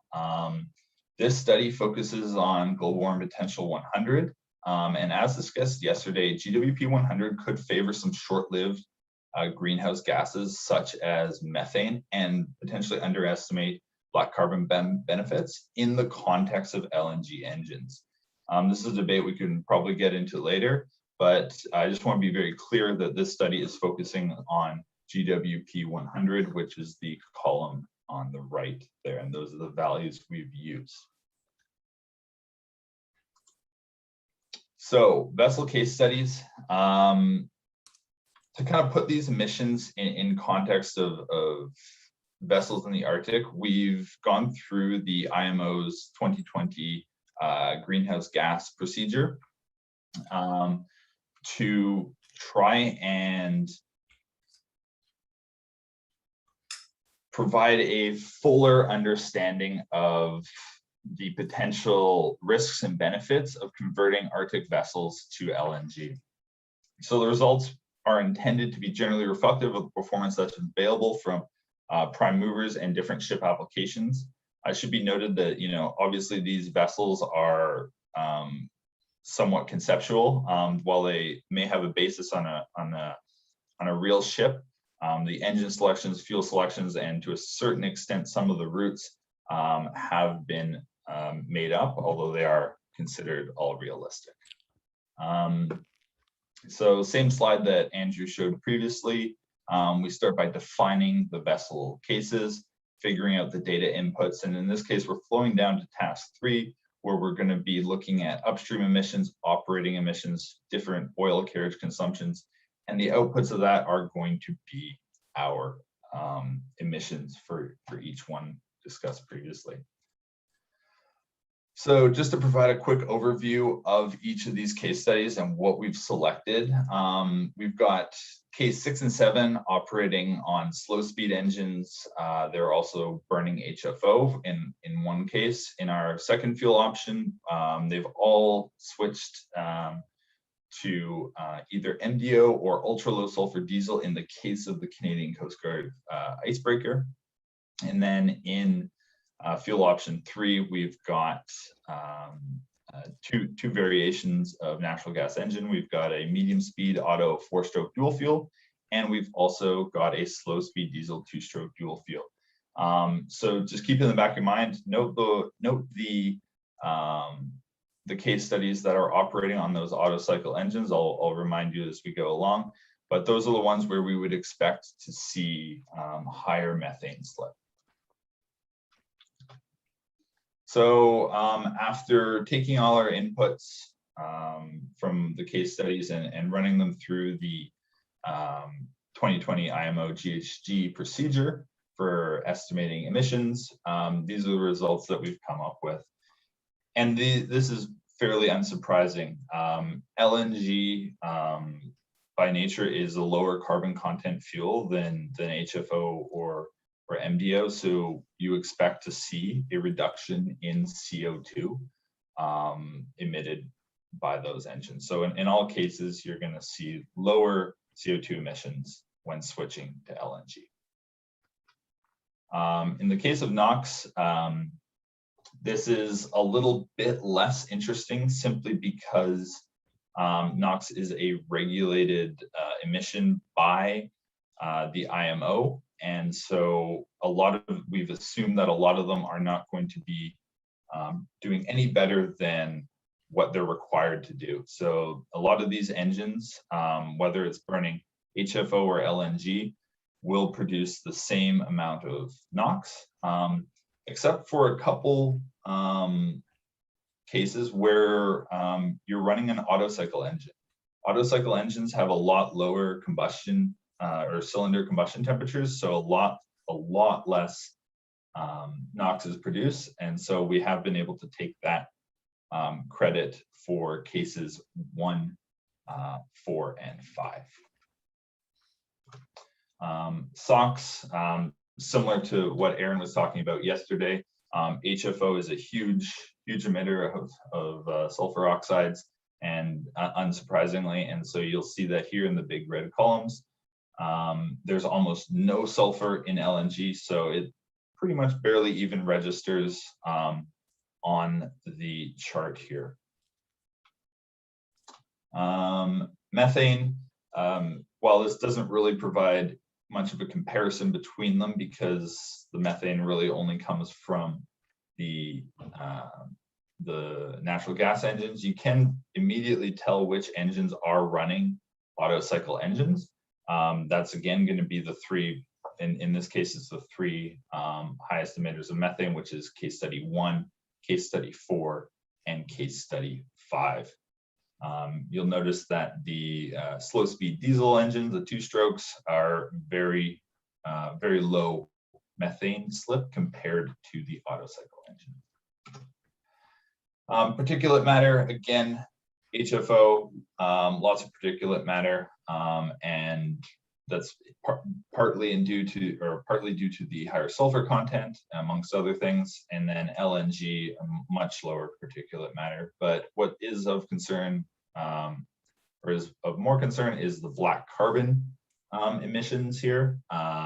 Again, still the HFO fueled engines are having the highest black carbon content, but still the MDO, obviously in case 1 and case 4, you can see are still quite high for black carbon, and LNG again is a fractional amount of black carbon there. So this line is probably one of the most important slides I'll show today, and this is the CO2 equivalent comparison. And so by that, what I've taken is I've taken the CO2 emissions, I've taken the corrected methane emissions for the global warming potential on a 100-year scale, and I've also taken the corrected black carbon emissions on a 100-year scale, and I've summed those together to give a more holistic view of the global warming potential of these different case studies. And so what you'll note is how important it is to understand the application of using LNG and how different applications can have very different results. So in the case of the Canadian Coast Guard icebreaker, our CO2, our global warming potential is actually higher by running on LNG than if we were to run on MDO. Whereas if you look at other case studies, some of them are, within rounding error of almost being the same, and some are significantly lower. And a lot of this has to do with the methane slip that's coming from the engine. So you'll notice that the two that are running Otto cycle engines here, case study 1 and case study 4, are extremely similar. There's almost no change on a 100-year time scale between MDO and LNG, which I think is quite interesting. But you can see in the bulkers here, you've got a 20-30% reduction in greenhouse gas emissions. Now, this is what I'm showing here is tank to wake emissions. So this doesn't consider any upstream emissions. It just considers the fuel from the tank to propelling a marine vessel forward. If we were to consider upstream emissions as well, it looks a little bit different. As Brian commented earlier, it's really important where you're getting your LNG from. In the case of all of these, they are all Canadian LNG, except for the ice-going bulker, which is getting its LNG from Europe. So the assumption for our Canadian LNG is that they are all electric drive compressions, whereas the European is a gas drive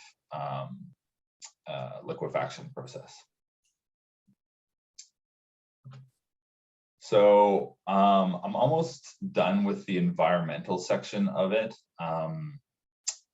but I'm just going to do 3 quick slides on some pollution scenarios, and then I'll take questions, which I think will probably be more aligned with what I just talked about. So talking to a potential pollution scenario or a spill of hydrocarbons versus LNG. I'm just talking about hydrocarbons for now. It has been highly documented in the media and in science, trying to figure out ways to reduce accidental spills. And over the last 40, 50 years, you can see around the right, spills of significant quantity, in this case, over 700 tons, have been dropping quite rapidly. And as Aaron and Andrew spoke to yesterday, HFOs are extremely persistent and really are a huge cleanup effort if they do spill, especially in colder Arctic waters. Distillate fuels such as ULSD or MDO are a bit better, but not by much. And both of those fuels contain a huge range of toxic chemicals in addition to the hydrocarbons. So that's, kind of what we're looking at is, fuel oil spills that we're all familiar with, but LNG spills are significantly different. LNG is a lot lighter than water. So if it does spill onto the ocean, it will float. But LNG also has a temperature of minus 160 degrees Celsius. So as soon as it contacts anything, it will start to vaporize. And it will immediately form a vapor cloud, and the wind will start to take it away. Obviously, a LNG spill is highly undesirable, and there is the potential for a fire. LNG can explode in air fuel mixtures of about 5 to 15%. So near the edge of a vapor cloud, there is a potential for a possible ignition. If that were to occur, the consequences would most likely not be considered primarily environmental in that case. Essentially, at the end of the day, a LNG spill would have a marginal cleanup effort required in comparison to HFO or MDO. So to summarize all this together, the environmental benefits of LNG can include a reduction in some of the emissions, really dependent on the engine technology and the source of the LNG. However, to counter that, LNG engines can emit significant amounts of methane if not managed correctly, and that really needs to be weighed against the environmental benefits of LNG when comparing a possible fuel switch. And LNG spills and other accidental releases of LNG are highly undesirable and represent a safety risk. However, from an environmental standpoint, they are far more benign than either HFO or diesel oil spills. And so with that, I'm going to open up the floor to some comments. I am going to come back and continue presenting on task 4 as well, but I think there's probably going to be some comments and questions on task 3. So I think it's probably a good time to take some of those if I can navigate back to my Zoom meeting here. Okay, thanks, Andrew. I do note that Brian has put a comment in the chat that he recommends identifying the engine technology in the table under each figure, and I think that would be very helpful to have people have a sense of which engine is part of that scenario. Yeah, sure. Okay. Brian, recognizing your hand up, go ahead. Thanks, and thanks for allowing me to take the floor so often. I just have a particular interest in this topic and have done some work on it at the ICCT and also on behalf of the International Maritime Organization. So, Andrew, thanks for really clearly presenting the results. Thank you for taking some of my earlier comments on board. I really do appreciate it. The one question that I have is on the global warming potential, the choice of only evaluating GWP 100. It's not particularly difficult to rerun the analyses with GWP 20 just by switching out the values. But it does require writing new sections of the report to interpret those results and maybe adding in more discussions and then more nuanced conclusions potentially. So I understand that could be a whole new amount of work and can of worms. But I think it depends on how this study is intended to be used. If it could be used to argue that there's a climate benefit of using LNG as a marine fuel in the Canadian Arctic, then policymakers would want to understand the consequences not only for global warming on a 100-year timescale, but also nearer term for a couple of reasons. But I think the chief one among it is that if you look at the 20-year global warming potential of methane, you're looking at how much more does methane warm the Earth compared to the same amount of carbon dioxide over a 20-year period. So if you have a new ship that just starts burning LNG today, emits an amount of methane today, over the next 20 years, it'll warm the Earth about 80 times more than the same amount of carbon dioxide. And so that's 2022 to 2042 timeframe. And those next couple of decades are important if governments are trying to work out policies and investments that are related to a 1.5 degree threshold, because it affects the additional near-term warming that we would expect, even if the longer term, the warming signal dampens somewhat. If we're trying to avoid exceeding a 1.5 degree threshold, then including results that are based on the 20-year global warming potential could be of use. The IPCC sixth assessment report over the last 10 years, we're 1.1 degrees Celsius globally above pre-industrial levels. But just in 2020, we're about 1.3 degrees higher. And so if we're trying to really not get above an additional 0.2 degrees Celsius, if we can avoid it, then including results like this for GWP 20 could be helpful. So sorry for the long intervention, but my question is there an opportunity to include, even in an appendix, the results that, what the results and figures would be if evaluated on the 20-year global warming potential, even if it can't be completely covered in the body of the report? Thanks. Yeah, so that is data I have run. It certainly, as you pointed out, is not complicated to run. And I think that would be something that could easily be added to the appendix of a report, or possibly in a brief section, even within the body of the report. I don't think the conclusions drawn from it would be overly complicated. I agree with you on that, and I think that's something that other studies have reviewed, including, I think, a number of the ICCT studies have compared GWP 100 and GWP 20 with various different methane emission standards. So that's something, and I think let's come back to that in the conversation this afternoon, because I think that's something that I think there'd be a lot of value in having some more open dialogue about it and getting some other people involved in that conversation. So maybe I'll just leave it at that for now, and let's come back to the GWP 20 versus 100 in the conversation this afternoon. Yeah, I think that's a, a good choice, Andrew, because I think we've got that as one of our talking points that we want to hash through today in this afternoon session. Erin, seeing your hand, go ahead.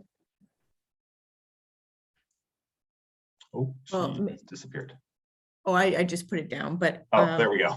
Yeah, I was going to jump in before you answer, because I'm thinking the same thing as Brian, and I'll just say it may be in a different way, because we have slightly different perspectives. But I think, to the credit of this study, including so much effort to get that Indigenous perspective to make this Arctic specific, I think it really behooves the study to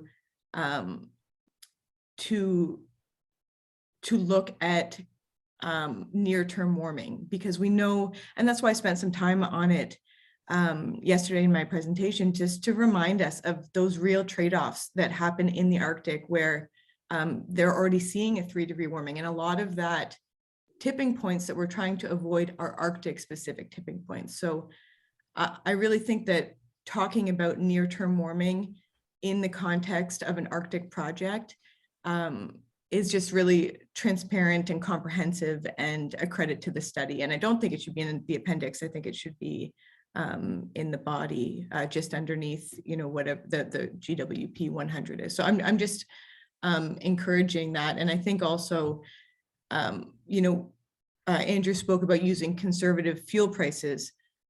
Well, I think if we're trying to avoid the feel of a sales pitch, which, I think is important, using conservative fuel prices, but then favorable global warming potential is inconsistent. So if we're going to be conservative on the sales pitch, let's be conservative on the warming as well. I agree with that, and let's come back to the GWP 20 and 100 this afternoon. Okay, thanks, Aaron. Bruce. And Bruce, you have something to add? Yeah, so I'm just going to point out that that would represent a pretty big policy departure in terms of calculating emissions. And it significantly changes the value of a whole bunch of feedstocks that go into renewable natural gas. And it significantly changes the incentives for for vessel owners and equipment manufacturers to deal with methane slip. And we've seen this in other aspects of transportation, where redesigning, and not expensive redesign, but redesigning of some of the engine equipment has significantly reduced methane slip related emissions, because they are worth reducing.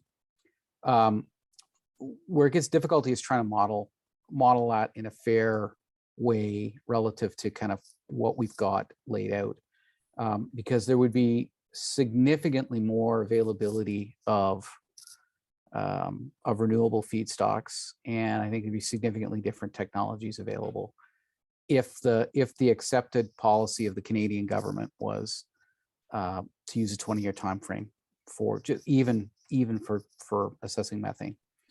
And so we need to be fairly careful how we present alternate realities, because we would be dealing with a very different set of available fuels and a different set of available technologies. So I think we need to find the right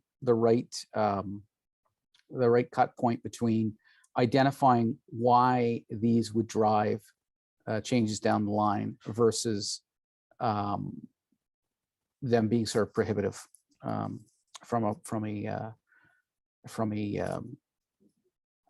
policy discussion kind of point of view. So I just, I'm sort of cautious about that, and because I think that it would be a significantly different world and a significantly different conversation inside of Canada around how we were using energy, how we plan to use energy. And I think it would probably accelerate some things in a good way. So I'm not saying it's horrendous. It's just, it's difficult to then do the apples and apple comparison. And so we need to think about that a little bit more. We probably need to ventilate it a little bit more, but that's just my cautionary statement on it. Thank you, Bruce. And I see we've got a few more hands here, and I want to try and keep this time for clarifying questions for Andrew. And as we've said previously, we'll get more into the 20 versus 100 point, or both 20 and 100 in the report when we get to the discussion period in this afternoon. So if there's any other clarifying questions for Andrew to address on what he's just presented for task 3, I'd love to see those hands now. Otherwise, okay, go ahead, Paul. I was going to raise one point, and not about GW. Well, as you point out, we'll talk about 20 and 100 later. But one important distinction, we did have a conversation going in the background via email about the assumption for the general cargo and the tanker ships that we're using. So just to be clear, in the study, we're assuming that all of the Arctic Sea Lift ships have already switched to diesel, basically to MDO in the modeling.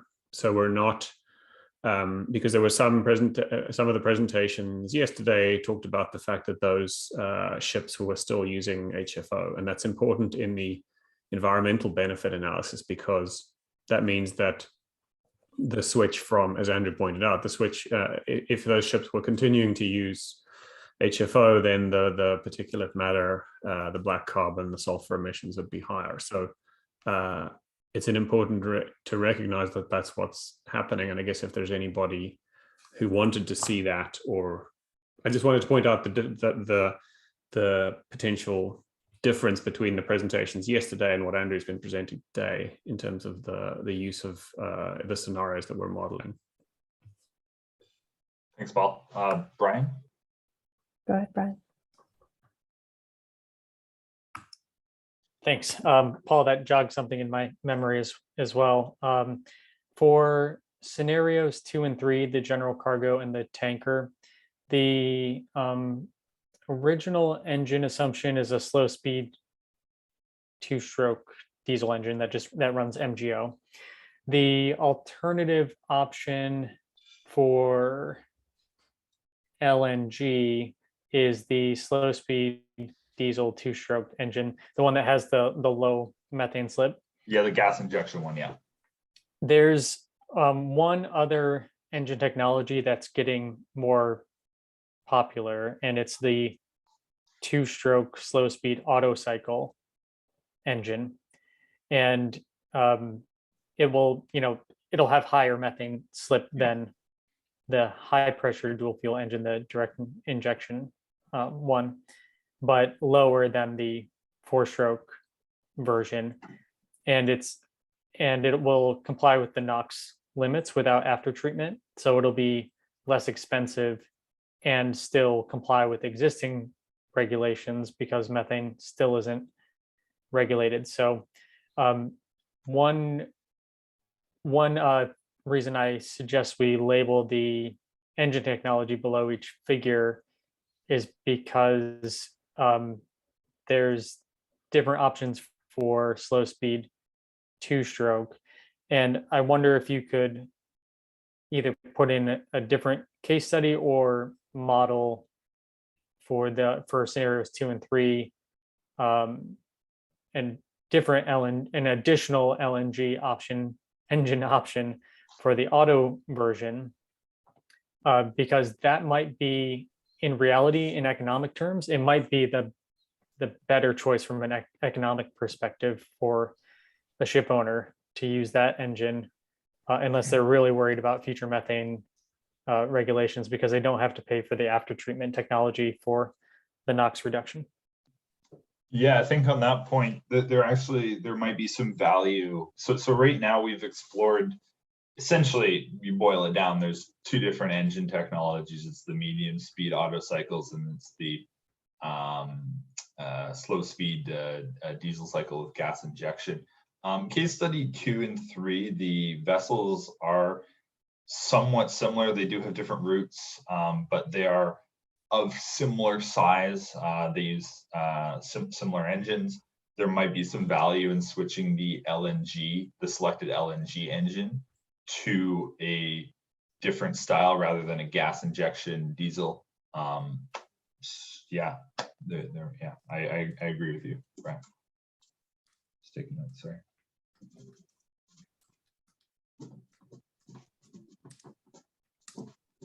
Okay,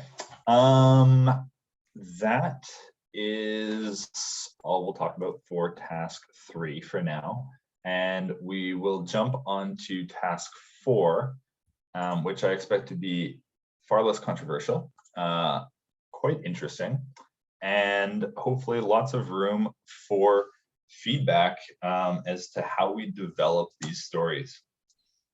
So task 4 is very much so we'll call it a work in progress task. It is still ongoing.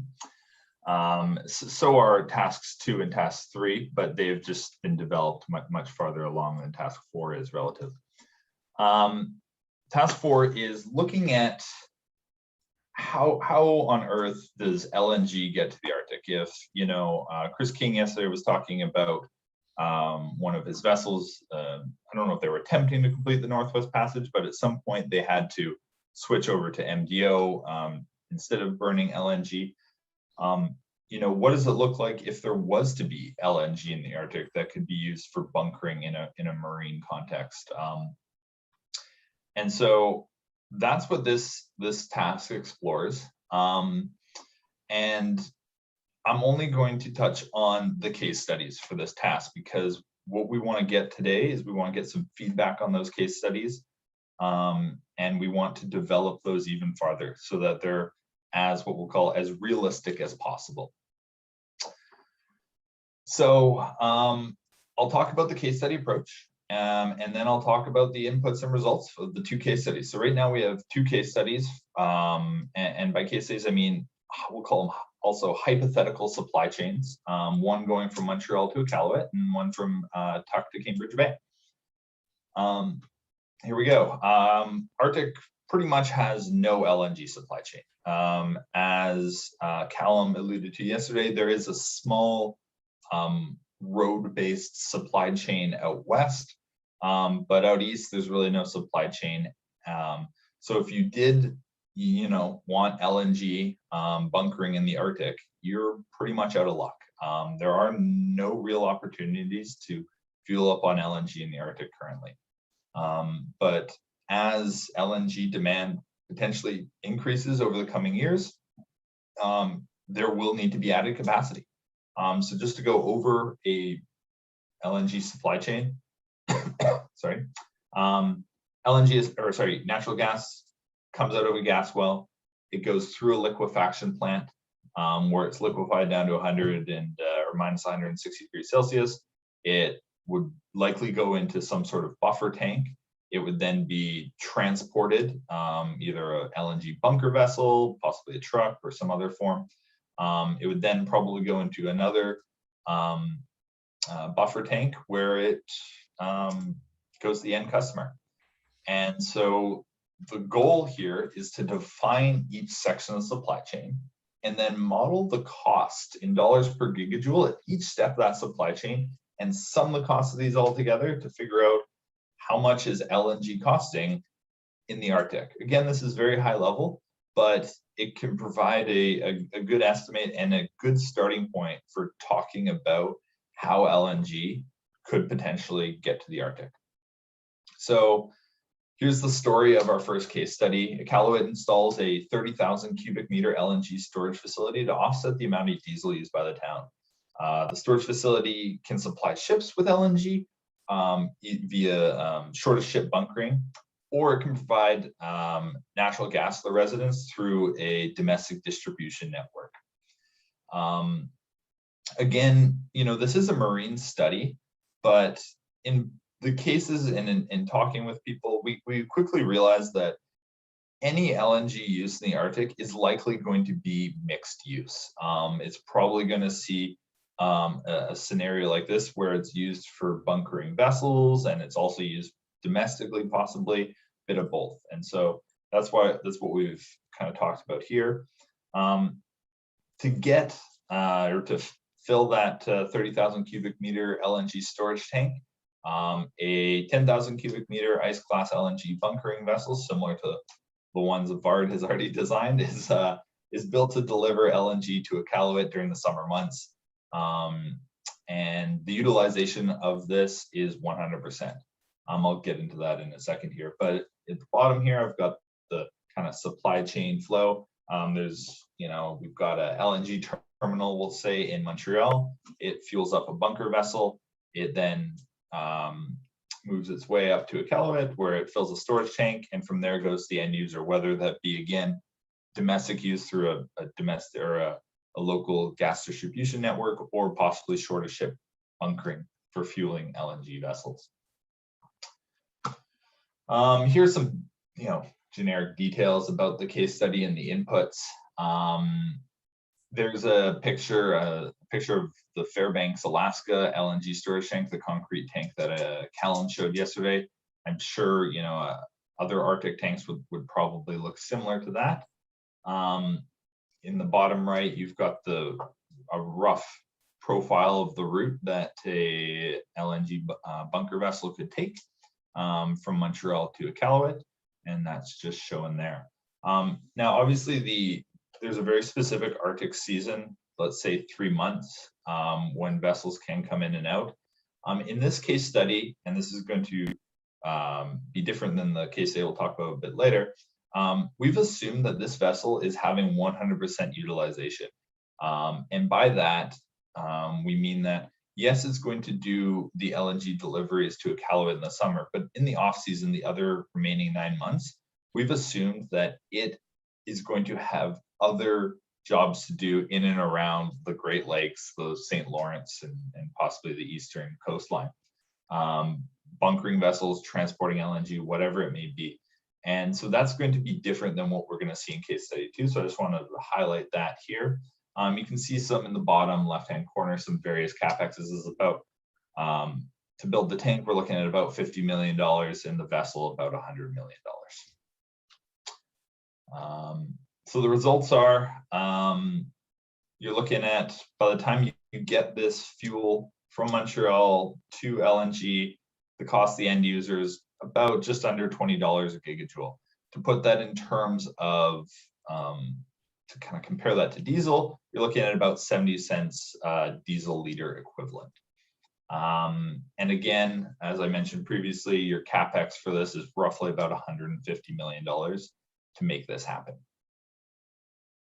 So that's all I'll say about case study 1 for now. And I'll get into case study 2, and then after this, we can kind of come back and talk about any of the details and nuances we need to.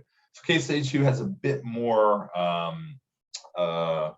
realism to it, as we are looking at a Tuk to Cambridge Bay route. In Tuktoyaktuk, there are plans, and I believe it's under construction, for a small-scale liquefaction plant tied into the M18 natural gas well. So that's what we're looking at as kind of the home base for all this. But the story goes that Cambridge Bay has installed a 10,000 cubic meter LNG storage tank to either supply ships with LNG via shorter ship bunkering, or again, same with Iqaluit, could possibly provide natural gas to local residents throughout the year via a domestic gas network. And to supply Cambridge Bay with this gas, a 5,000 cubic meter ATB is built to supply Cambridge Bay on the route from Tuck to Cambridge Bay. So just to kind of go over the supply chain flow, gas comes out of the M18 well, gets liquefied, goes into a storage tank, eventually gets transferred to the ATB, where it's then shipped to the Cambridge Bay storage tank. And from there, it can be distributed either, again, local gas, domestic gas network, or shore to ship bunkering. So top left, you can see the potential route from Tuck on the left to Cambridge Bay on the right. I've got a photo of what a ATB LNG barge looks like. I believe that is a 7,500 cubic meter barge, if I'm not mistaken.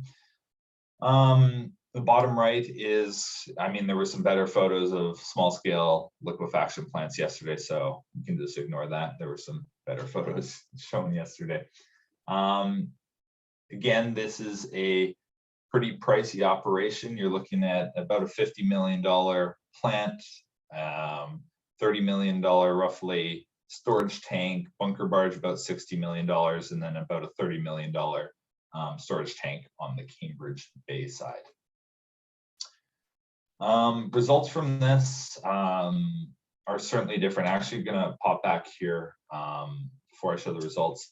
As I alluded to in case study 1, where that vessel that was built had a 100% utilization, this vessel does not have a 100% utilization. I think it works out to be 15 or 20% utilization throughout the year. It's assumed that this vessel will not see use in the non-Arctic season. So in the summer months, it's going to do its LNG deliveries to Cambridge Bay and possibly some other local areas. But then in the summer months, it's going to sit dormant. It could possibly be used as an additional auxiliary LNG storage tank, whatever. But it is going to see a lot lower utilization than what we saw in case study 1, and that's going to be reflected in the end cost to the user here. So basic cost to the end user in Cambridge Bay, we're looking at about $35 to $40 a gigajoule, with a total capex cost of about $170 million. To put that in perspective, you're looking at about $1.40 diesel liter equivalent. And something interesting to note here, that's very obvious in the way we've presented these results here, is that the natural gas, the actual cost of the feed gas is extremely low. A lot of the value that's added to LNGs is in either the liquefaction or the transportation and storage of the LNG. So it's kind of interesting. You can see down here at the bottom that the natural gas cost is only about $4 a gigajoule, compared to the total price of the gas being between 35 and 40. So we've presented two different scenarios. Here we tried to kind of get quite different scenarios, ones that look quite different. One on the east where you have what we'll call energy independence. So case study 2 is the gas is being produced and transported all within the Arctic, or sorry, is being produced and used all within the Arctic. So it's a nice example of energy independence. And case study 1 is certainly a different case study where you're kind of leaning on previously established large scale infrastructure to get LNG at a low price, and then you're taking that up north, in that case to Iqaluit. So these are quite different, and you can see that just in the prices that the end user is going to pay. Obviously, the Canada's North has a very complicated energy subsidy program, but just at a base level, this is what we're looking at for diesel liter equivalents pricing. So that's all I have on case study 4. Does anyone have any questions, comments, thoughts? I have to come There back. is a question in the chat from Terry Cansell. And Terry, if you'd like to unmute and ask the question directly, feel free. Otherwise, I can ask it on your behalf. Sure. It's Terry Cansell here with Fathom Marine. Andrew, I was just wondering, we actually ship from Tuck to Cambridge Bay, but obviously it's a short season, it's 2 to 3 months at the best. How would that logistics of that be handled in terms of the supply of LNG to the community of Cambridge Bay for the other 9 months? Yeah, so our modeling has not completely replaced diesel. It's very unlikely that any northern community is going to make the switch to LNG completely. In most cases, we've assumed that it may supplement their use of diesel as the technology and confidence develops in it. So I believe I'd have to look it up, but I think the size of the LNG tank that I sized for Cambridge Bay was roughly, in terms of energy, 10 to 15% of their total diesel storage. And so obviously with that, you would use the LNG first. You would try and use the boil off gas from the LNG first, burn through all that, and then at some point in the winter, you would transition to back to diesel. So these would be dual fuel gen sets powering the town of Cambridge Bay and Iqaluit in that case as well. So it's Terry Cansell here again. Yeah. So would that be primarily directed towards marine traffic then for that storage system there, or would it be for the community as well? We don't know. In this study is obviously focused on the context of marine vessels, but we've assumed that any case of LNG going to the Arctic is going to be a mixed use example. And so we don't know what if the town would even be interested in this. This is just, again, a hypothetical supply chain of getting LNG to the Arctic. And I see Andrew has put his hand up. I'm not sure if he has a question or would like to elaborate on my answer. I'll just elaborate a little bit. More or less as Andrew M. was saying, Terry, we're dealing with hypotheticals here, and one of the issues for Cambridge Bay is that you don't see as much marine traffic in the Western Arctic as you do in the Eastern traffic at the moment. So it's more oriented towards that supply chain is more oriented towards other uses. And as Andrew said, it's not trying to replace 100% of the diesel that's currently used in Cambridge Bay or anywhere else. But what we're seeing is a lot of interest in making increasing use of renewables in the Arctic. But when you're using renewables, you need to have a backup too. So at the moment, the hypothesis here is that a backup in the future could be LNG rather than diesel for any environmental benefits and socioeconomic benefits that this system offers. But the other issue of marine traffic is we are not crystal balling far enough ahead to look at what other types of marine traffic in the Arctic might make use of it. But as you know, right now, there's not an awful lot of ships that go all the way through the Northwest Passage and into the west. There's some of the resupply traffic, some of the Coast Guard traffic maybe, but we're not really trying to get too much into details. This is showing what the economics might look like for certain circumstances and hoping to use that to stimulate some further dialogue, really. Okay. Okay, thank you. Perfect. Thanks for chiming in there, Andrew. Next, I believe Brian had his hand up next.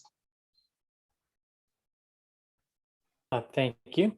So it relates, these case studies might relate to the upstream emissions assumptions in task 3. So I know in task 3, the assumptions for Canadian LNG, I mean, they're about a third less than what you would get in Europe, and that's based on Canada's GH Genius tool.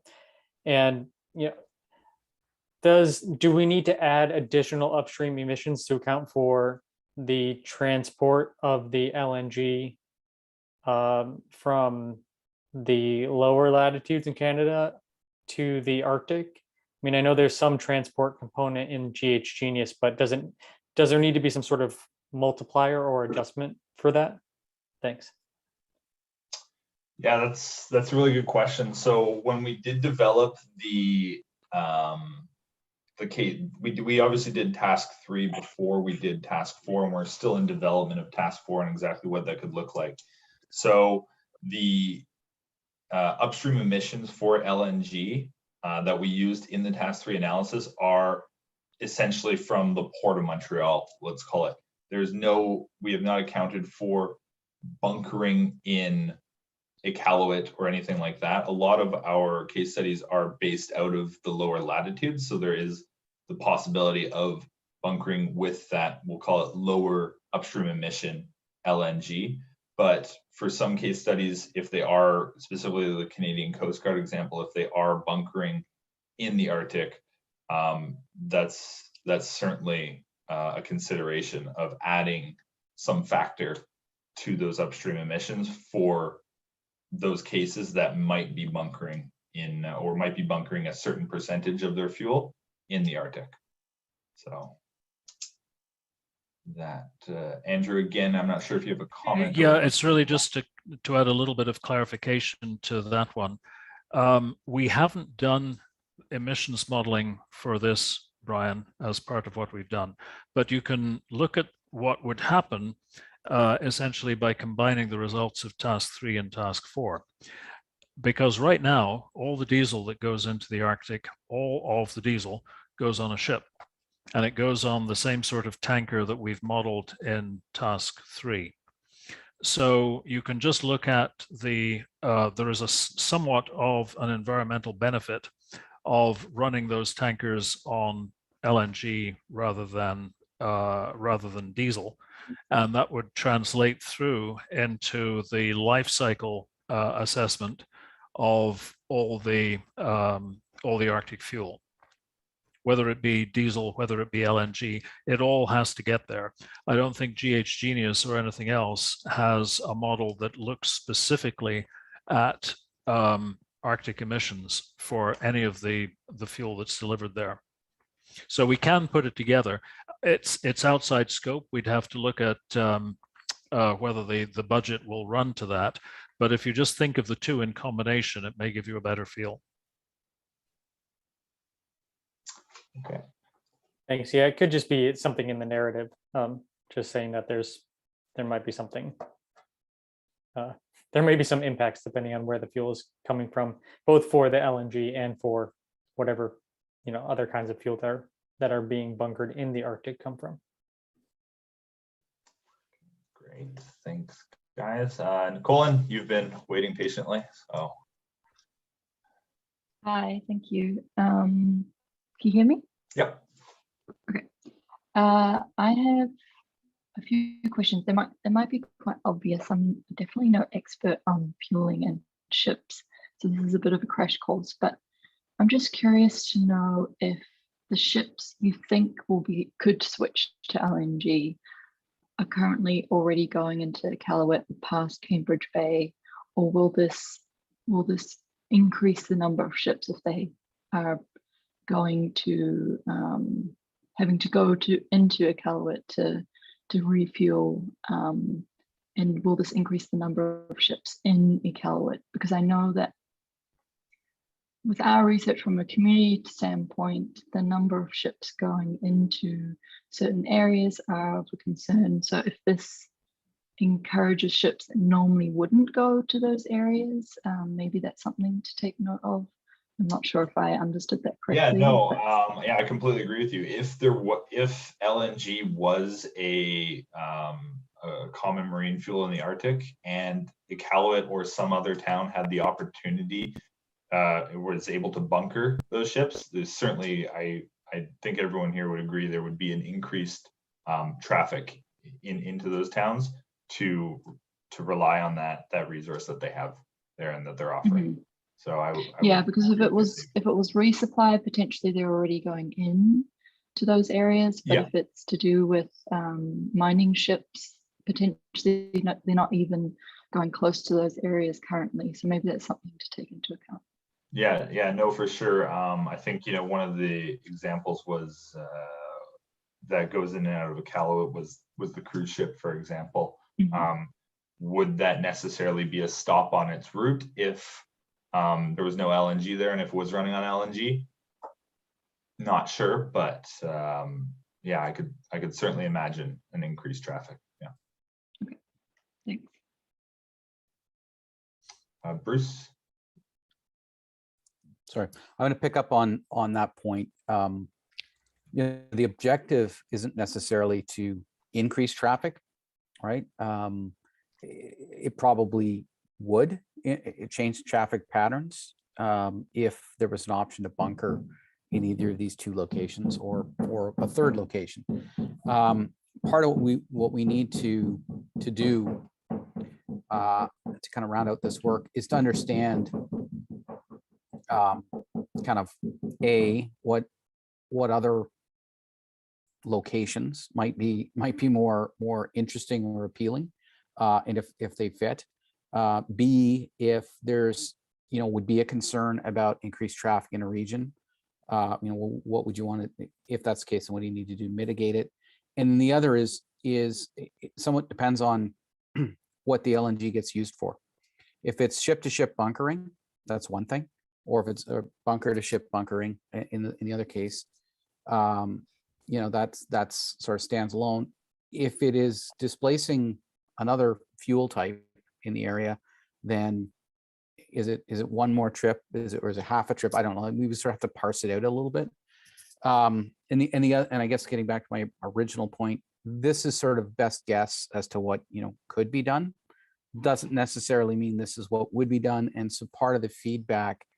So if, for instance, there's a better location from a traffic point of view for certain kinds of bunkering, we might want to flag that. We might want to modify these case studies to reflect that. So I'd be interested to hear a little bit more about that that aspect of sort of where would be a better location if they were resupplying or bunkering rather certain types of vessels. So I think there's room for a little more think there, and that's exactly what we're trying to do with this work. Like I said, we sort of in a vacuum came up with these case studies. We need a little more push and feedback to kind of think about how we might refine them. So more information and discussion, please. Before we go to Andrew Kendrick, Nicolene, did you have anything else you wanted to ask? Yeah, no, I just wanted to make a quick comment on that. That certainly, if these kinds of discussions are happening, we definitely need to start talking to communities and their perspectives, because I know that there's obviously some very they have perspectives on what they want to see, and I think we need to include them in on this. Andrew, go ahead. Yes, I'd just like to say on this particular one that the reason we put in an Iqaluit case is all to do with the deepwater port. The deepwater port, in my personal opinion, and some of the other people in here, like Chris King and Terry Camsell, may have other opinions, and the communities themselves may have other opinions. But in my personal opinion, that port is going to be a game changer. Once you have a facility in the Arctic where you can come alongside rather than have to offload onto lighters and carry things over the beach and use miles and miles of floating hose and all sorts of other things, I think what we may see in the medium-term future is a quite different set of Arctic traffic patterns.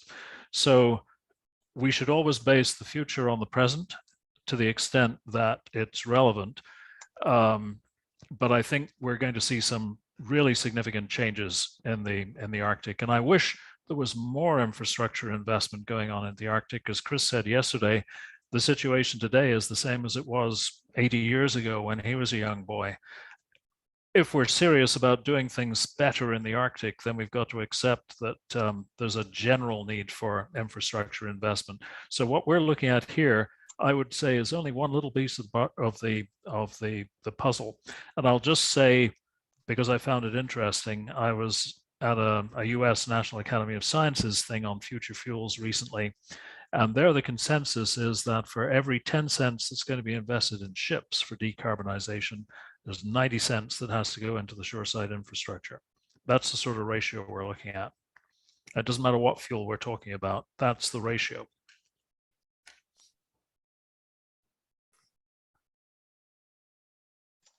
Are there any other questions for Andrew Miltimore on the infrastructure side of things before we move on to tasks 5 and 6?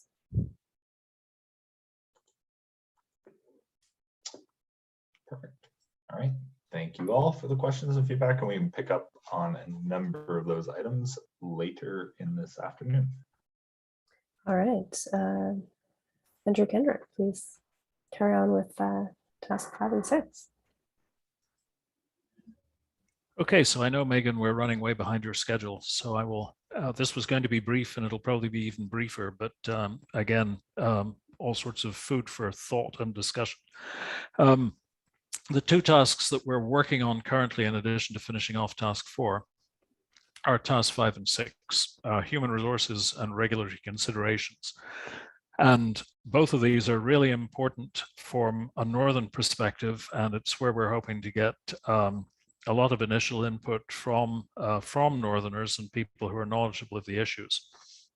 On the human resources side, we need to have competent people. We need them on the seagoing side to run these LNG vessels and the whatever bunkering or ship-to-shore transfer is done from the vessels.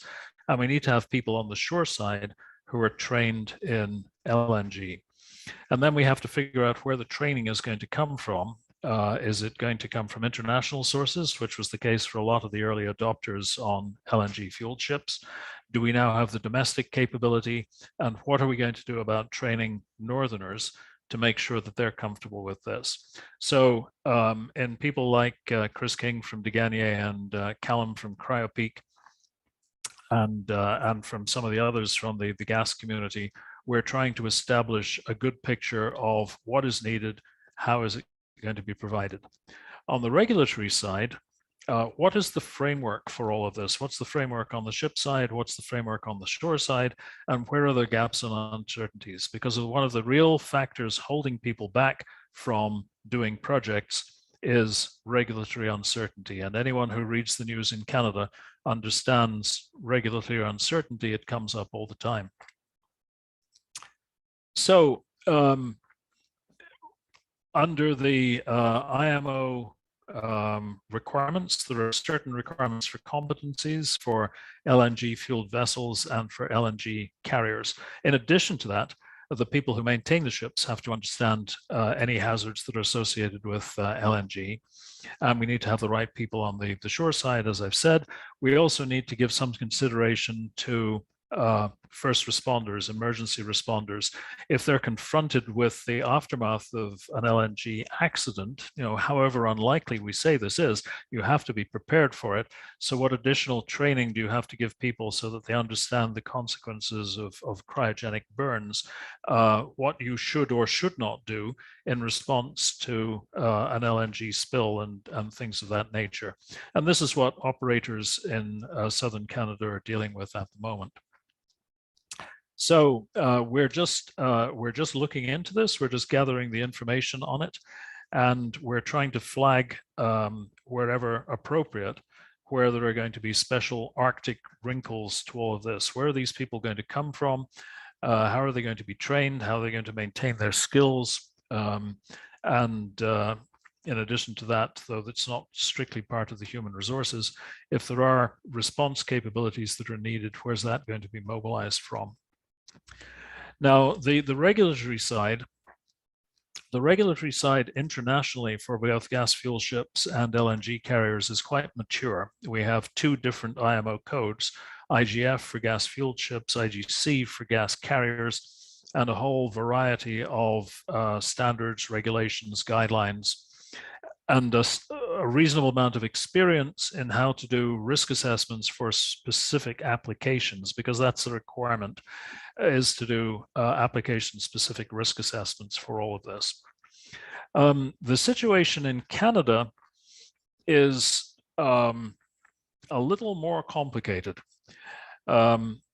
We have, for bunkering operations are not governed by international codes, because bunkering happens within the territorial waters, the territorial limits, the shore facilities of countries. And the International Maritime Organization is talking about things that happen at sea, principally, though the IGF code does include various requirements for bunkering. And shore facilities are always under national or local jurisdiction. So in Canada, what are all of these? We don't have any regulations for gas-fueled ships or for LNG carriers. What we have for gas-fueled ships is policy. Transport Canada has issued policy in advance of formulating regulations, and essentially policy is the same as a regulation. You have to do what it says. And in the case of the gas-fueled ships, we have largely aligned with IGF, with some supplementary requirements, some wrinkles that add a few bits of Canadian flavor. All of this is essentially delegated by Transport Canada to the classification societies, who under the regulatory system are what is known as recognized organizations.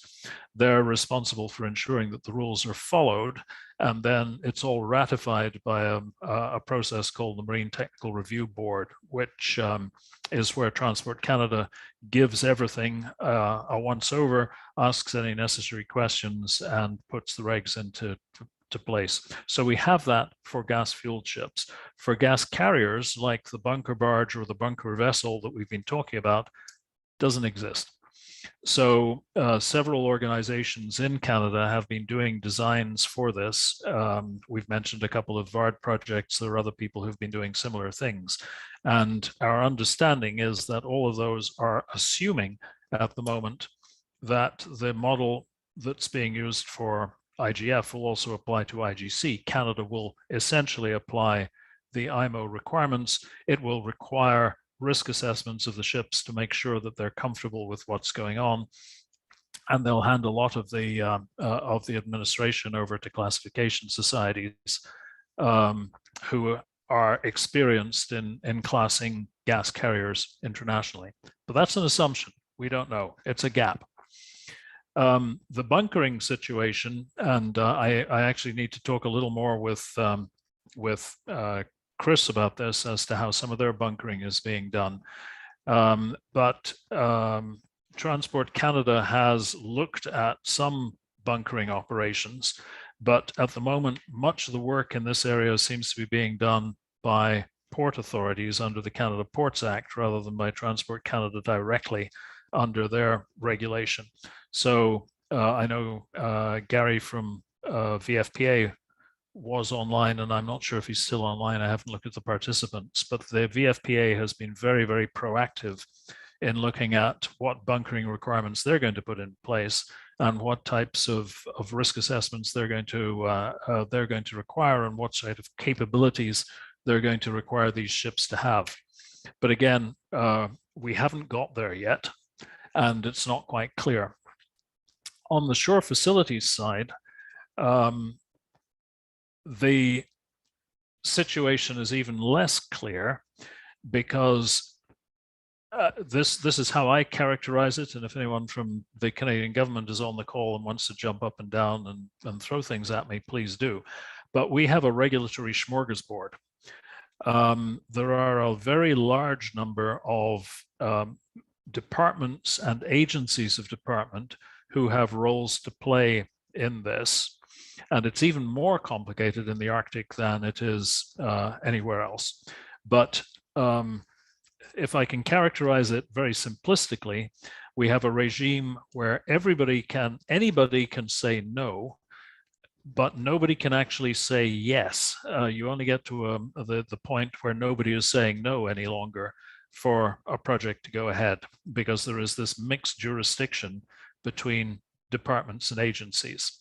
And we're still trying to figure out exactly where this falls for any projects in the Arctic, so that we can provide as much clarity as possible.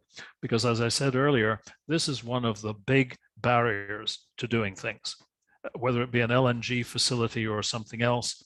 If people don't know what the regulatory process is going to be, then they won't start, because you run the risk of wasting a lot of valuable people's time and effort, and at the end of the day of spending a lot of money that gets you nowhere. So as I say, work in progress. We would appreciate input to both of these tasks, and particularly from the northern representatives at the workshop and in the project. We want to try and make sure that we get this as close to being right as we can manage. So I'm going to leave it at that, because it is work that's ongoing, and I'll leave the future tasks to Bruce's wrap up at the end of all of this. So if anyone has any immediate questions about that very quick presentation of these two tasks, I will try my best to answer them. Thank you, Andrew. That was very, very pithy. Well done. There's certainly a lot of challenges ahead in those areas.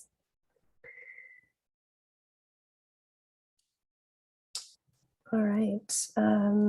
Last call for any questions on human resources and regulatory concerns associated with LNG in the Arctic. And seeing none, I think we're going to go right ahead to our break. We'll take a slightly longer break. Let's do 15 minutes. And then we'll come back for a last wrap up from Bruce before we move into our longer discussion period facilitated by Paul. So it is currently 15:15. So let's reconvene at 2:32. Thanks all.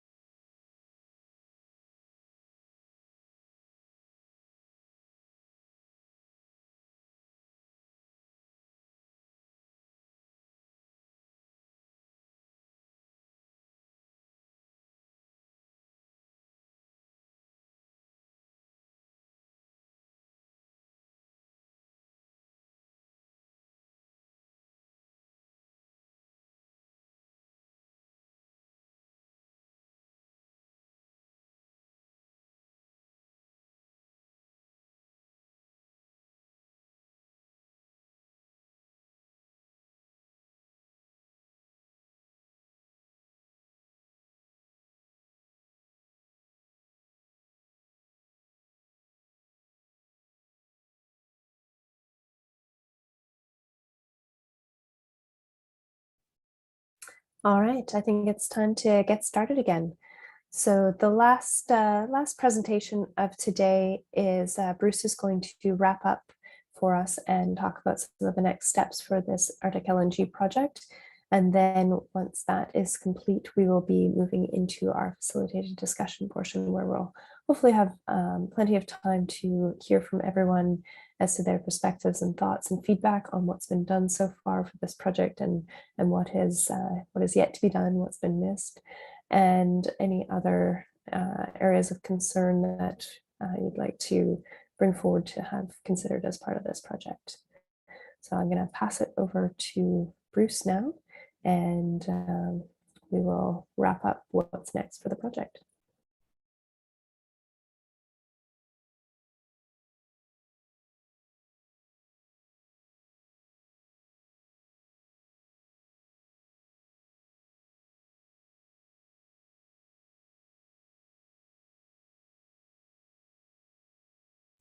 Apologies. You said 10 minutes. I was trying to do 20-minute break. Okay, let's reset this. So I'm trying to do a little wrap up here. So you've all seen kind of that's both details. We've obviously are having an ongoing conversation around particularly around the environmental modeling. I think we need to continue having that. We also need to sort of get a little bit more feedback. I sort of alluded to this on the infrastructure piece and sort of, you know, what could we do differently? You know, how can we calibrate it differently?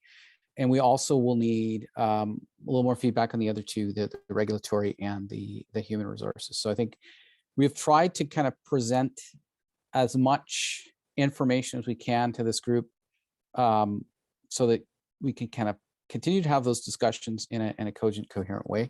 So hopefully we've put a good amount of information on the table to kind of give an understanding of what, you know, what LNG in the marine environment is, how it works, some of the key decision-making points from you know, price and some of the challenges around emissions, and then and opportunities. I should probably put it that way. And then you know, so this is draft work at this point. No, we don't want to endlessly go back and rewrite every single task, but there is, you know, a little bit of room in there for some rethink. We do need to keep it inside of the scope. So I will be sort of the bad guy that always says, well, that's kind of not really the original scope. Because the truth of the matter is we don't have an endless amount of money. We don't have an endless amount of resources to put into the study. So, you know, some of the things that we said we would do with the study, we need to make sure we get them done. Other things we need to find kind of the right balance and cut point. And so we'll sort of hash a bit of that out, I'm sure, later on. And this is not the be all and end all of all these discussions. Certainly in some cases, this might be the starting point for those discussions. The work's going to continue on through a couple more months, actually, maybe 4 more months of work. So there's lots more opportunity for input and adjustment. We are in fact looking for that. Sometimes we have the knee-jerk reaction, so we don't want to have to change it too much because we've gotten a certain portion done. But it is important that we have an open mind to think about some changes in the work. So thank you to the presenters. Thank you to the team from VARD who sort of showed us the work that they largely did from a modeling point of view.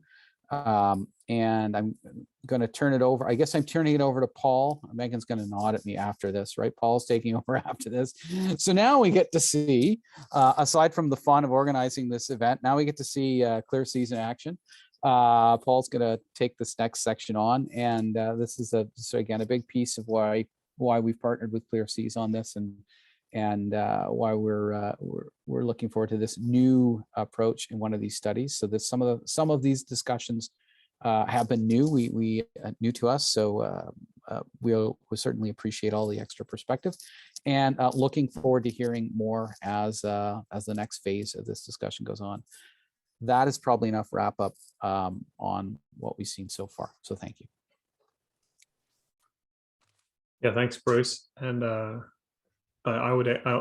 echo your thanks to the speakers and the participants. I think it's been a fantastic discussion, and the attitude and approach of everyone concerned is really appreciated.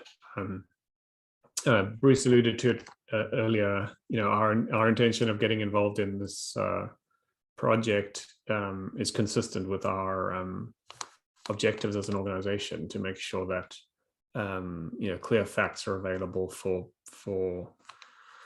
people wanting to make decisions, and so ensuring that all the viewpoints are heard, that the facts are put out there in as clear a way as possible to allow clear decisions to be made. And so this kind of a dialogue process is essential to helping that to happen. So I think what the objective, as Megan put up, of the overall workshop was to gather perspectives, but also to take input on what additional questions we should be answering, what incremental effort we should be making. As Bruce mentioned, there are some constraints in terms of time and resources available. So that's something we wanted to gather from the discussion. There's been a number of good suggestions already mentioned, and so we can cover over some of those in a second. But I think what would be, I thought would be a helpful way to kick off the discussion was to go all the way back to the beginning, and to Lisa's opening statement from the Inuit Circumpolar Council. Because as a good engineer, thinking of what are the customer requirements, and certainly in terms of from Lisa's perspective and the Circumpolar Council, I wrote down some notes that about in considering fuel choices in the Arctic, to consider the safest, the cleanest, and the least damaging to the wider environment, whilst not increasing cost. And that meant reducing or eliminating spill risk, reducing or eliminating black carbon, and reducing methane emissions. So those are the kind of the considerations for fuels that Lisa, I thought, quite eloquently presented. And I think she's still on the line here. So if I've got that wrong, feel free to chip in.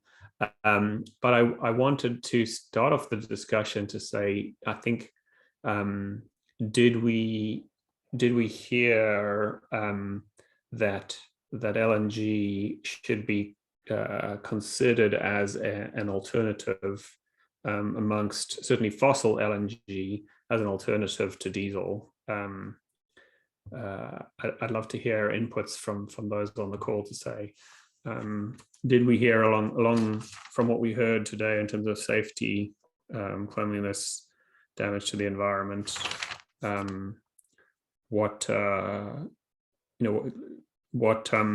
did people feel that LNG should be considered alongside other fuel options?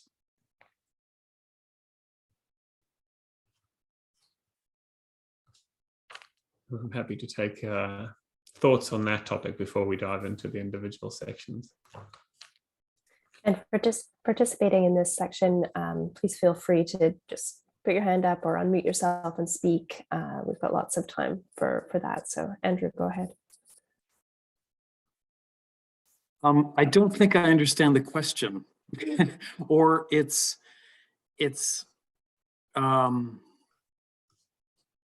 like what it's kind of like, should we consider?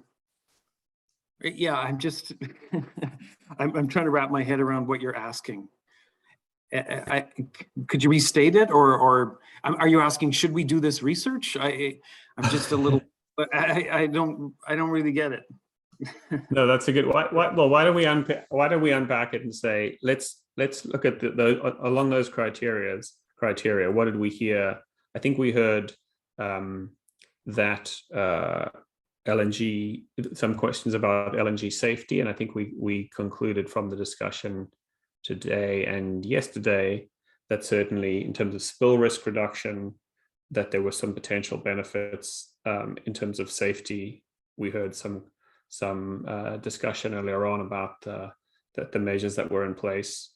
In terms of cleanliness, we heard about potential benefits in terms of pollution reduction, in terms of particulate and NOx and SOx. We heard about black carbon reduction. I think we seem to focus around that the major concern and considerations were around whether LNG could meet this criterion of being the least damaging to the wider environment. And I heard questions about its short-term impact in terms of methane emissions, but also I think questions raised around and I think you raised them, Andrew, about the investment in increased fossil fuel use as a potential, as opposed to increases in investment in fuels that are 100% renewable or 100% or zero emissions. So is that a good summary of what we heard at a high level? Well, I think you're trying to get people to put their positions on the table, which is it's complicated to do that. You know, do we need to ramp up investment in alternative fuels other than LNG or fossil-based fuels? Yes, there are much better alternatives than LNG, clearly, but they're not ready now. You know, do we need 1.5 degree aligned targets for the shipping sector, which will incentivize investment and drive change? Yes. Do we need to invest in, you know, infrastructure for a fuel that has marginal greenhouse gas benefits? You know, likely not. You know, it's just a really long answer. You know, have communities been engaged in the discussion about energy transition and what they want to see going forward around these issues? You know, it doesn't sound like a lot of that has happened. You know, it can happen, definitely. Are there other ways to meet our greenhouse gas targets than investing in a marginal fuel? Yeah, operational, you know, speed reductions, small amounts of wind and solar and waste heat recovery, and you know, the list is quite long about how to get 1 or 2 or 5% shave off efficiency, you know, around the propeller as well. Sorry, I'm trying to, I'm trying to just sort of come at your question holistically, because I think it deserves a holistic answer rather than, you know, position taking. So I think that's what I am, and I'm sorry I'm rambling a bit, but I'm trying to think holistically instead of, you know, will LNG meet our, you know, climate commitments, or it solves the spill risk, right? You know, it's almost like you want me to say, yeah, it solves our spill risk issue, but you know, it doesn't. It has to be a much more holistic. Yeah, okay. And I think you raise a good point. I think the intention of the study is to provide, and because it's difficult to provide a holistic answer, the intention is to provide information along the criteria to say, okay, what is the information in terms of spill risk reduction? What is the information in terms of pollution reduction? What is the implication in terms of greenhouse gas reduction? And so perhaps that's one good way to answer the question, is say, we'll make sure that we document what those impacts are. So it sounds like we're going in the right direction in that respect and saying, okay, are we actually accurately reflecting the impact of this fuel choice along those lines? And we haven't, and I think we've picked up all of the, and it would be great. Why don't we carry on and say, okay, where are the gaps in terms of the assessment? So I saw Andrew Kendrick had his hand up, and then I think Aaron I was think next. Aaron, I think I saw Aaron before. Okay, before Andrew, Aaron go so first, then Aaron. Andrew, then Brian, then Natalie. Okay, all the familiar, all the talkers. No, I just wanted to help Andrew Dumbrill a bit, because I have the same challenge. I think the LNG touches on so many critical issues for the Arctic that we've been dealing with, and Inuit and governments have been dealing with for a long time. So there are benefits to these policy problems that LNG offers. But of course, we, in this study, we can say, oh, is it better than this particular fuel? Now, in what way, right? And so once we start to break it off into, well, if you're trying to prevent spill risk, sure, it's better than this, but is it better than your other policy options? Trying to reduce air contaminants, sure, it's better than diesel, but are there other ways to spend public money or other investment dollars to solve that problem?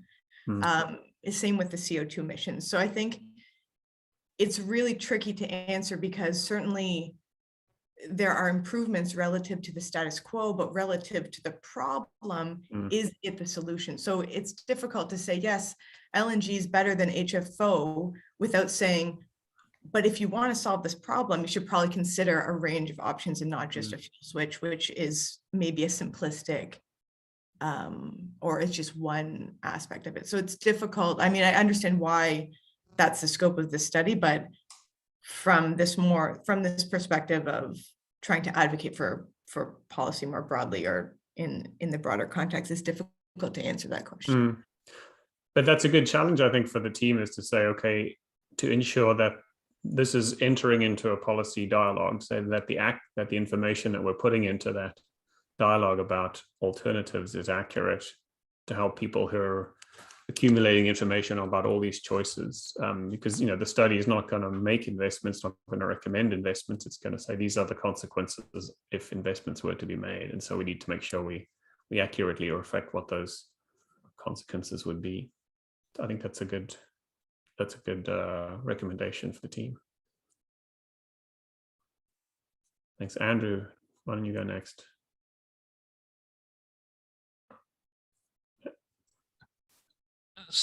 So it is all very difficult. And I think the key challenge that we face with LNG is the question of whether it's a pathway to something or a dead end. That's really the key question, because the investments that would need to be made are sunk cost, and they can displace other activity. And so the question is, would the money be better spent on doing something else? We have an issue as ship designers. We have a real issue here. All the stuff that Andrew Dumbrill was talking about things that we can do with ships, yes, they're being done. They're being done. We're using waste heat recovery. We're using better systems for this. We're using better systems for that. And they don't get you there. They get you nowhere near 30% reduction or 50% reduction. And certainly they don't get you to 100% reduction. What we need is a new fuel. We have to have a new fuel. And particularly in the Arctic, where things like speed reduction and power reduction are not practical. You can go from doing 25 knots as a container ship to 20 knots as a container ship. But as an icebreaker, as an ice-going ship, you either go or you're stuck. And that's the reality of operations in the Arctic that needs to be faced. If you want the ships to get stuck every year instead of every second year or every third year, then they've got to have enough power to get through. And the icebreakers have to have enough power to escort them. And there are no easy answers. So the question is, where does LNG take us? And is it worthwhile investing in LNG now because it's there and because we do think it offers a pathway? or do we think it is a blind alley? Now, what I see happening with the federal government, which you can talk about more monolithically than most other things, is that they seem to be putting all of their faith at the moment in renewable diesel. That's where they're going. They're going to renewable, they're going to biofuels in one way, shape, or form. And that may be a viable alternative.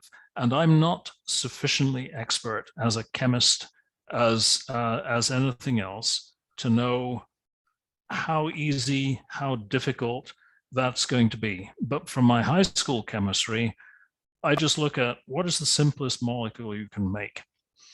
And the simplest molecule that you can burn easily is hydrogen. Hydrogen is terrible from all sorts of perspectives. The second easiest thing you can make is methane. Methane is real easy. It's carbon and hydrogen.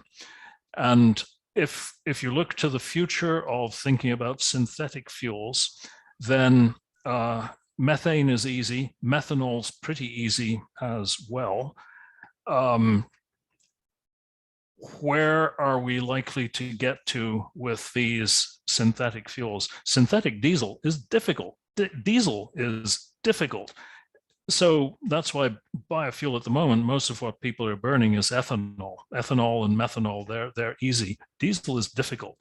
And the availability of feedstocks becomes a real issue projecting out into the future. So all I can really say is, I don't know.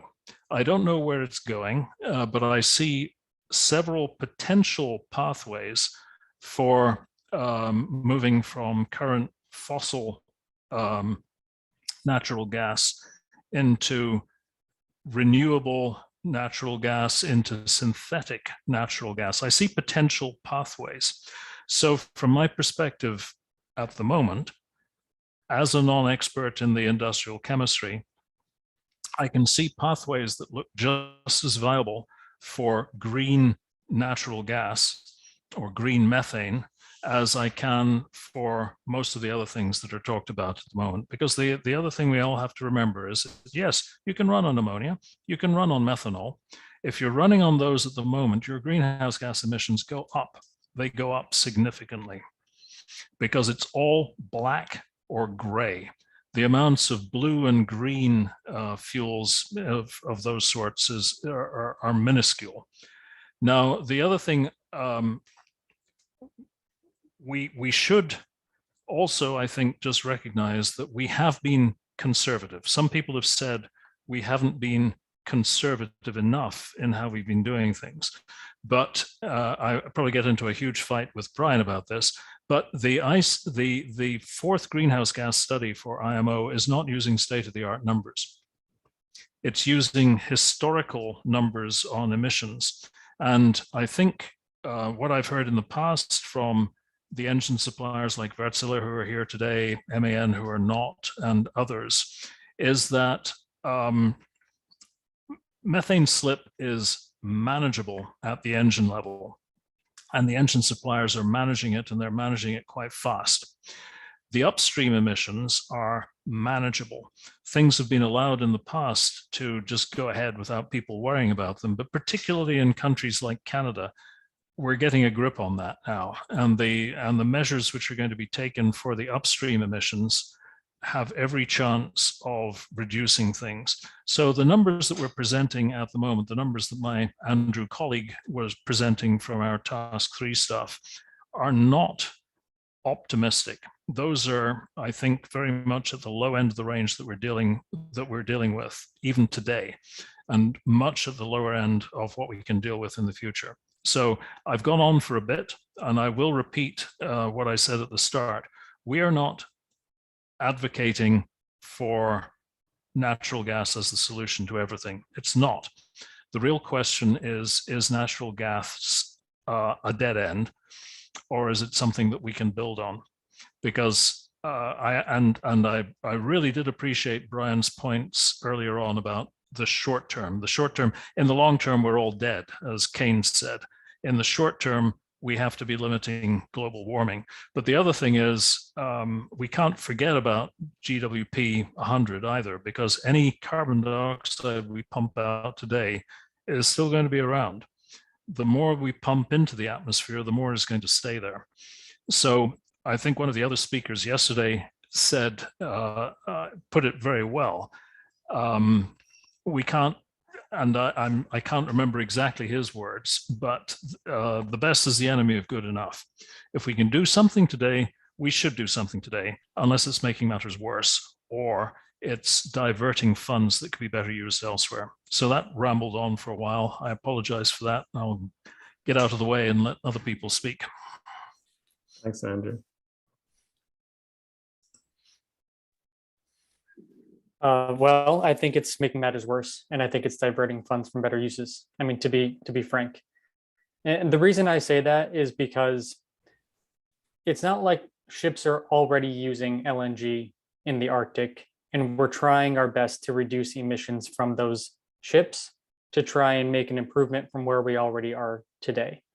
What we're talking about here is either replacing ships that are currently operating in the Arctic with new LNG fueled ships, which is likely what's going to happen based on the research from VARD, which showed that it's not economical to retrofit existing ships to run LNG. So we're talking about a new source of methane emissions. And, I take the point that the carbon dioxide we emit today stays around forever, but methane decomposes the carbon dioxide. So that's going to be around in one form or another. And the methane is going to do more damage to the climate over 30 years, over 20 years or 100 years than carbon dioxide. I mean, I just wanted to show a couple of things to try and explain where I'm coming from. We have the IPCC 6 assessment report. It shows that methane is the second largest contributor to warming and has made up 1/3 of warming historically. We have data from NOAA that shows the atmospheric concentration of CH4 continues to go up, and it's gone up faster and faster in recent years. We have data from the 4th IMO greenhouse gas study. Even if you disagree with the methane slip emission factors, the trend is going to be the same. We've seen an increase in the amount of methane emitted from ships over time because of the use of LNG in internal combustion engines that leak methane slip. And even if you have the low methane slip engines, if you evaluate on a 20-year time horizon, the benefits are much reduced or maybe non-existent. And the point about upstream emissions getting better, every single time we've looked at the data of real world methane emissions from upstream in North America, it's gotten worse. There's going to be some research coming out that's going to measure methane emissions from ships in the real world. I can guarantee that. And we're going to compare it to the emission factors that have been used in the 4th IMO greenhouse gas study and industry claims about we're reducing methane slip from our engines. We'll see what we find. The way to reduce methane slip is, well, you can tune it better, you can run it at better operating loads, but we see that, in operation, ships are not operating at high engine loads with low methane slip. So all of these things are to say that I think we're actually being pretty generous in the analyses that groups like ICCT do, SINTEF like Elizabeth Lindstad, and even Sphera and ThinkStep that were funded by the industry to do studies. And of course, the industry is always going to look at the 100-year global warming potential and try and prevent 20-year global warming potential from being analyzed and presented. And we're seeing that today. And it's really frustrating, actually, because in this group, I think you've heard from people who have PhDs in environmental science, people that are actually talking with Indigenous communities, people that are from Indigenous communities, people that know about the Arctic, that can tell you about Arctic amplification, explaining that we really need to know what the results would be on a shorter time horizon, especially because the Arctic has warmed 3 times the rate of the rest of the planet. And it was 2 times the rate of the rest of the planet until recently, until updated data. And if you're going to be investing in new infrastructure for LNG in the Arctic, you better be planning for thawing permafrost and then the conditions that are going to be up there. We're seeing that in Russia right now as well. So, I mean, it's incredibly frustrating.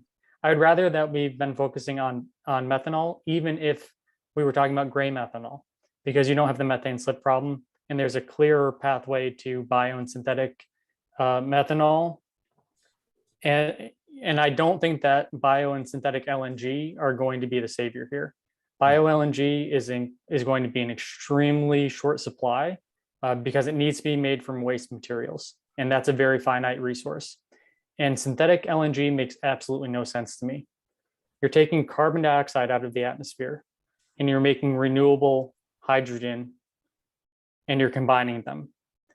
So you're turning a GWP1 gas, CO2, into a GWP 30 or 82.5, depending on what time scale you're looking at, in methane. And then you're allowing some of it to leak out throughout the entire pathway, not only from the engines, but also upstream. So you're taking from the atmosphere, you're putting back the carbon dioxide that you took out of it, minus whatever methane you're now putting in there. So that makes absolutely no sense to me. And direct air capture is not mature and expensive. And so unless the fuels are less expensive than fossil fuels, it's not going to be our savior.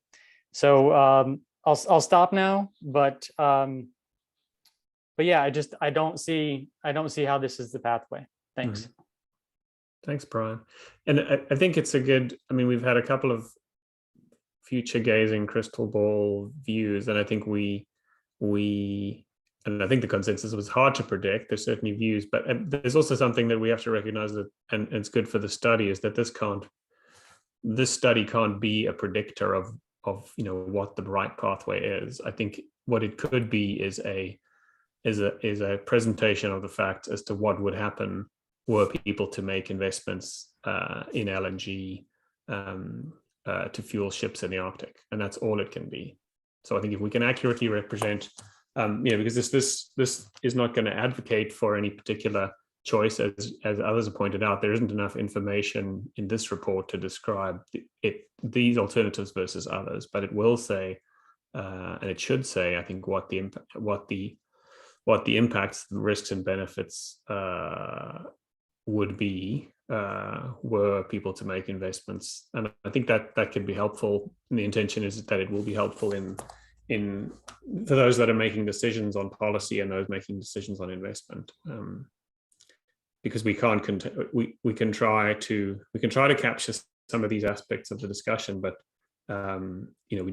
this is not a predictor of future energy sources and uses, and it can't be within the scope. It can be, but it could be a contributor to that dialogue. Why don't we move? So, Nicola, and your hand is up next.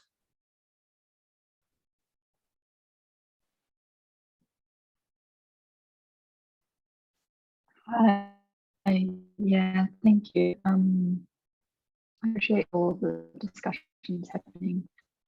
And I had two kind of very different points, or really think about who would be switching to LNG. Sorry, it's saying my internet connection is unstable.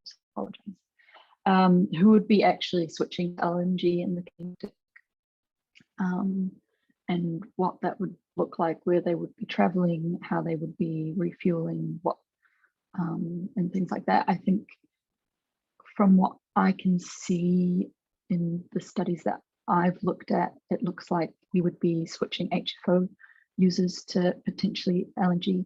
And we've already heard that some of the resupply ships are already switching to distillate fuels. So I'm not actually sure how many shipping companies are going to be interested in investing in this, and to make it worth it if this was to be an option to start off with. So that's a question I have. Secondly, and this is a point that keeps coming up for me, and I'm assuming for some others as well, is the discussion about involving Arctic communities into these discussions about the report. And I don't know if I would say that this workshop would count as consulting with Arctic communities, and I would really hope that the report could be written in a way where representatives from Arctic communities could really obtain the information they need to make informed decisions and provide input from their perspectives as well. And I think for that, it would include, I completely agree with what Brian and what Aaron have been saying. It would include looking at the 20-year timeline, because if you don't have that information, you're just missing a whole bunch of what the potential impacts could be.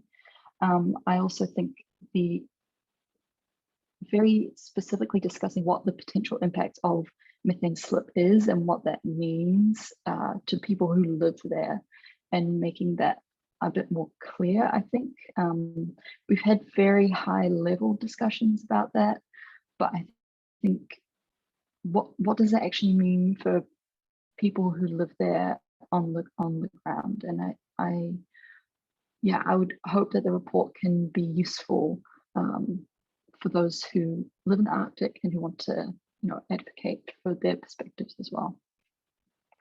Thanks. Thanks for that. Yeah, I think that's a good suggestion in terms of a challenge to say in that publicly accessible version of the report, we need to ensure that it is accessible to those that need the information. That's totally the goal. So make sure that there's information available to show what the benefits and what the risks and what the consequences of those choices are. So that's good advice. Gary, you were next. Sure, thanks, Paul. I'll take it just one little bit higher level, and I guess the question would be, for the project team to consider, and then specifically for the study. I mean, I think the comments around who's the information for is really important, and so I guess it's a question of deciding who. I guess it's clarifying who's the report, what decision makers is the report geared for, and what do they need to know? And if they haven't asked for the information, then it's probably not going to work for them. And so I think not only is some of that feedback that it's accessible to them and that they understand it, but it's what they asked for.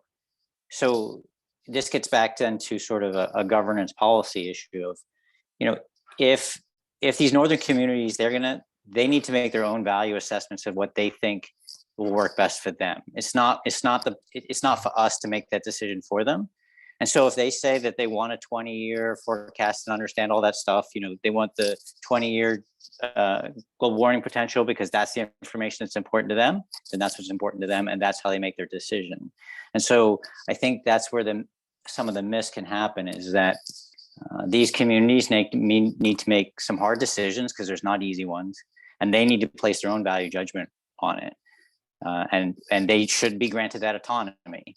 And I think the other part is that that's where the federal government and the regulators are involved, then need to support that decision. So if these communities basically are saying, no, we need to go and make investments in non-fossil fuel technologies, well, then that's where they should get supported, right? Or if they say, no, look, LNG, I think to Andrew's point earlier, is like for the icebreakers, LNG makes a lot of sense for our community. But that isn't for us to judge, I would say.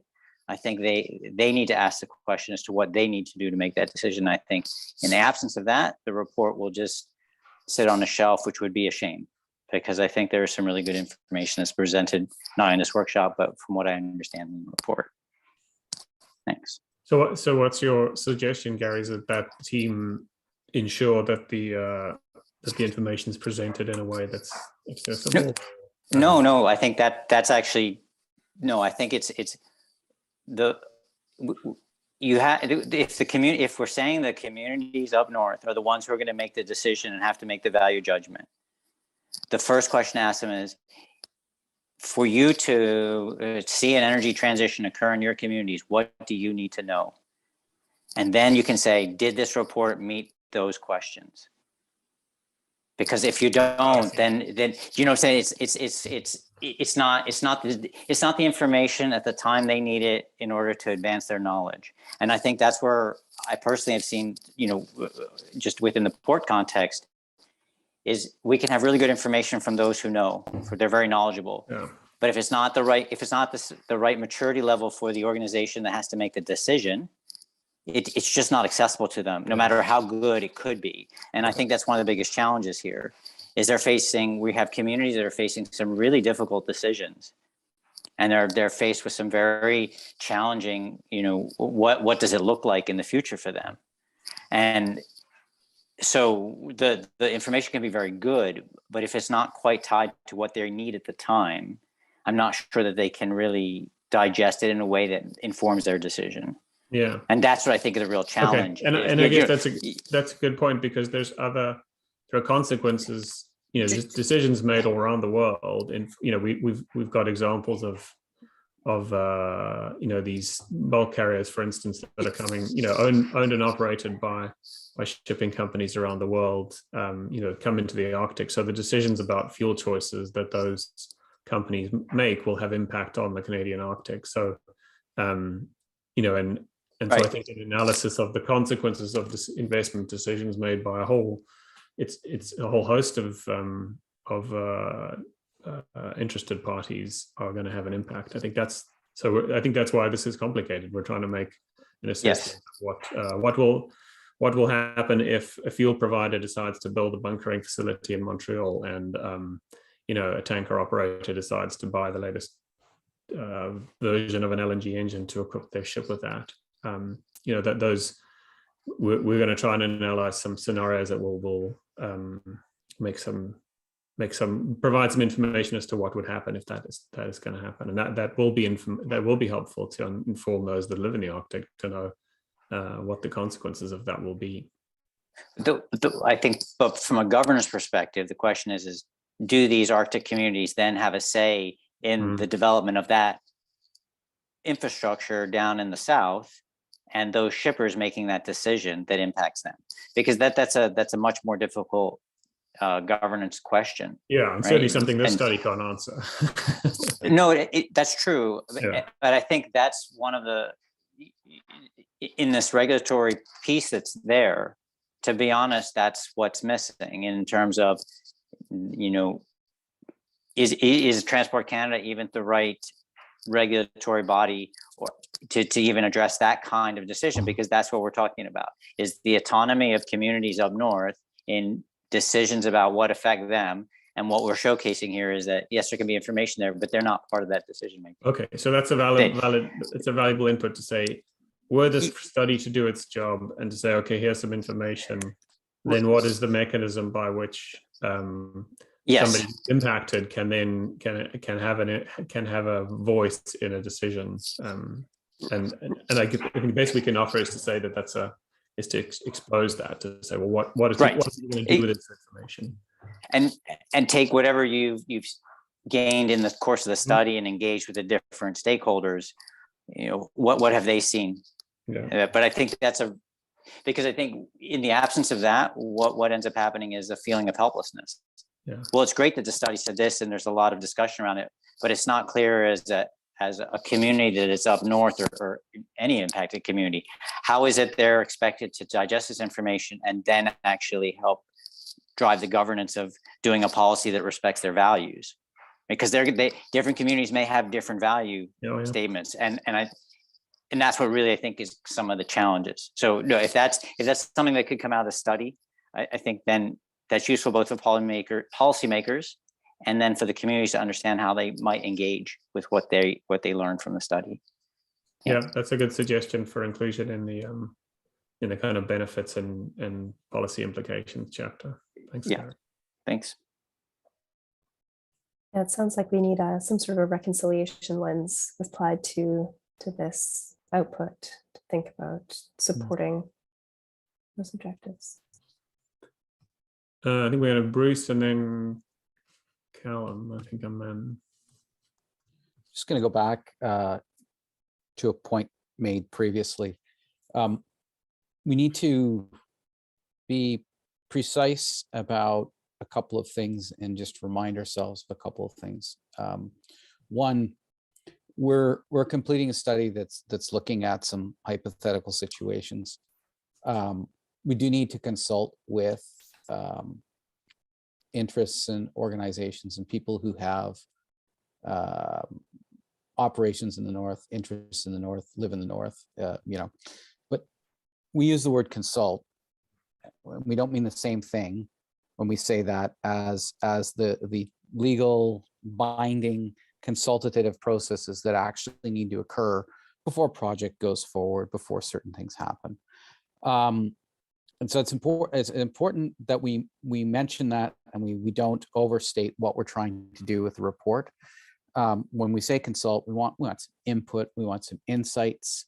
We want to also provide a report that allows a reader who's confronted in the future with a project or or development in the North that involves LNG Marine, to have some kind of a useful document that they can look at to kind of gain an understanding, deep understanding, high level understanding. It all depends. Some of the decisions are going to be made outside of the scope of the Canadian government, outside the scope of any of us sitting here. And we can imagine a future where LNG vessels are operating in the North, and where northern communities will perhaps go to, if we do it right, be able to go to this document and say, aha, now we understand what this really can mean for us. But at the same time, we do need that. We do need to collect those inputs. So I take the point about we're collecting inputs, but let's remind ourselves some of the limits of how much consulting we can't really do, and how it's only a snapshot of the input that we've been given. It's not going to be future proofed. It's not going to be there for every eventuality and every scenario. So we have a couple of implementation scenarios that are immovable, you could consider them in different locations with slight variations. We're not necessarily going to model those all out, but we want to present them in a way that a reader a year from now can say, oh, well, that's awfully similar to what's being considered here, or that's awfully similar to what we could do there. And this can be an instructive document for that. So we do need to put some reasonable limits on what we're going to do. We have a fair budget, but we don't have an endless budget to do everything. We've had some time to put into it, but we don't have endless amounts of time. So we do have to get it all done inside of the parameters. And I think it does leave us an opportunity to continue the dialogue too afterwards. So this can become a platform for some other conversations as well. Just offering that as a little reminder, and just so we don't overcommit on what we're doing on a consulting basis, or consultative basis, and that we are still getting good inputs that make the report relevant. And I take the previous comments that I think was Gary made. Somebody's got to be able to use this, or else it's 1,000 pages sitting on a shelf, and we don't really want to do that either. No, good summary, Bruce. I think we've got some good suggestions both from Gary and from Nicole and in the chat. I think that will help with the final chapters. Callum, did you want to jump in? Yeah, thanks. So obviously studies very much focused at the marine and the shipping industry, but I go back just to the work we do, and it's very community focused, very Northwest Territories Government Power Corp focused, and it's very real as it is today. And a lot of the time I think we all sit in major hubs and metropolitan areas across Canada, and we're talking about a very relatively small percentage of the population that actually lives in these very remote places. And there's a very, very real issue today, and I'm just going to share my screen if I can, which is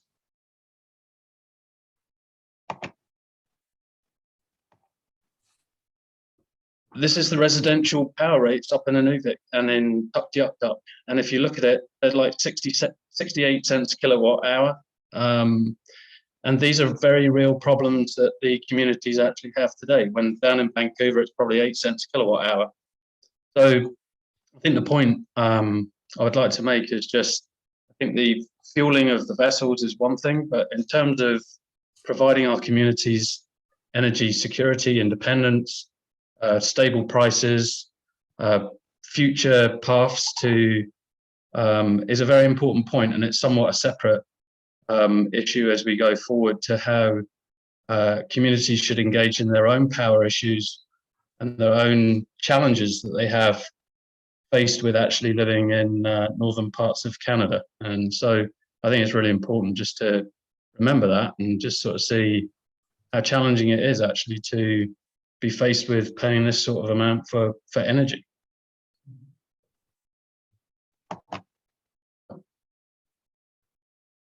Yeah, that's a good point. We just talked a little bit about the price of diesel, but of course the price of LNG in relation to diesel. But I guess the price of delivered diesel has a consequence on the price of electricity, because electricity in almost all cases is delivered through diesel generation. We will attempt in task 4 to open the door to that discussion, I think is the intention.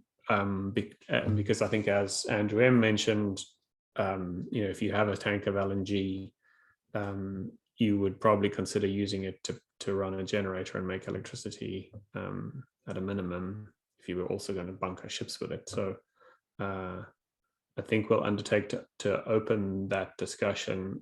I don't think we can undertake to give it a comprehensive review, because it's beyond the scope, but we'll certainly include that consideration, I think, is what the team's intention is. So thanks for bringing that up. Andrew, did you want to add something? Yeah, thanks. Since I didn't see any other hands up, I thought I would come back in again and just address a couple of the points that Nicolin and Gary in particular raised, and the consequences of that for the study, because this started off very much as marine LNG and marine LNG in the Arctic. And looking at the scenarios we looked at, the anticipation was and is that ships burning LNG in the Arctic would largely be bringing it in. The bunkering in the Arctic is a subset, and it led into the questions of, well, if you are doing that, then what are the potential implications for the Arctic communities? And the Arctic communities could decide that LNG is a useful component of their energy mix, or they might not decide that it's a useful component for the energy mix. But unless there is some sort of fundamental change in the international and domestic regulatory regime, that will not stop ships from coming into the Arctic operating on LNG, just as the Degania fleets are doing at the moment. And as was mentioned yesterday, the number of LNG fueled ships is going up very considerably worldwide, and most of them will be able to get in and out of the Canadian Arctic without worrying about whether there's LNG there or not. So the question of whether that's something that people want to consider and decide whether they want to stop is another very different one and very difficult one. Now, just to remind people of why ships are going to LNG, they're going there because that's what the rules force them to do. The rules that are being put in place at the moment are essentially applying mileage, miles per gallon requirements for ships. And the way in which you can do that without compromising performance at the moment is to use LNG, because that's what the rules say. Now, I understand Brian's concern. I understand the concerns of others about whether those are the right rules or the wrong rules, but they're the rules that are in place right now.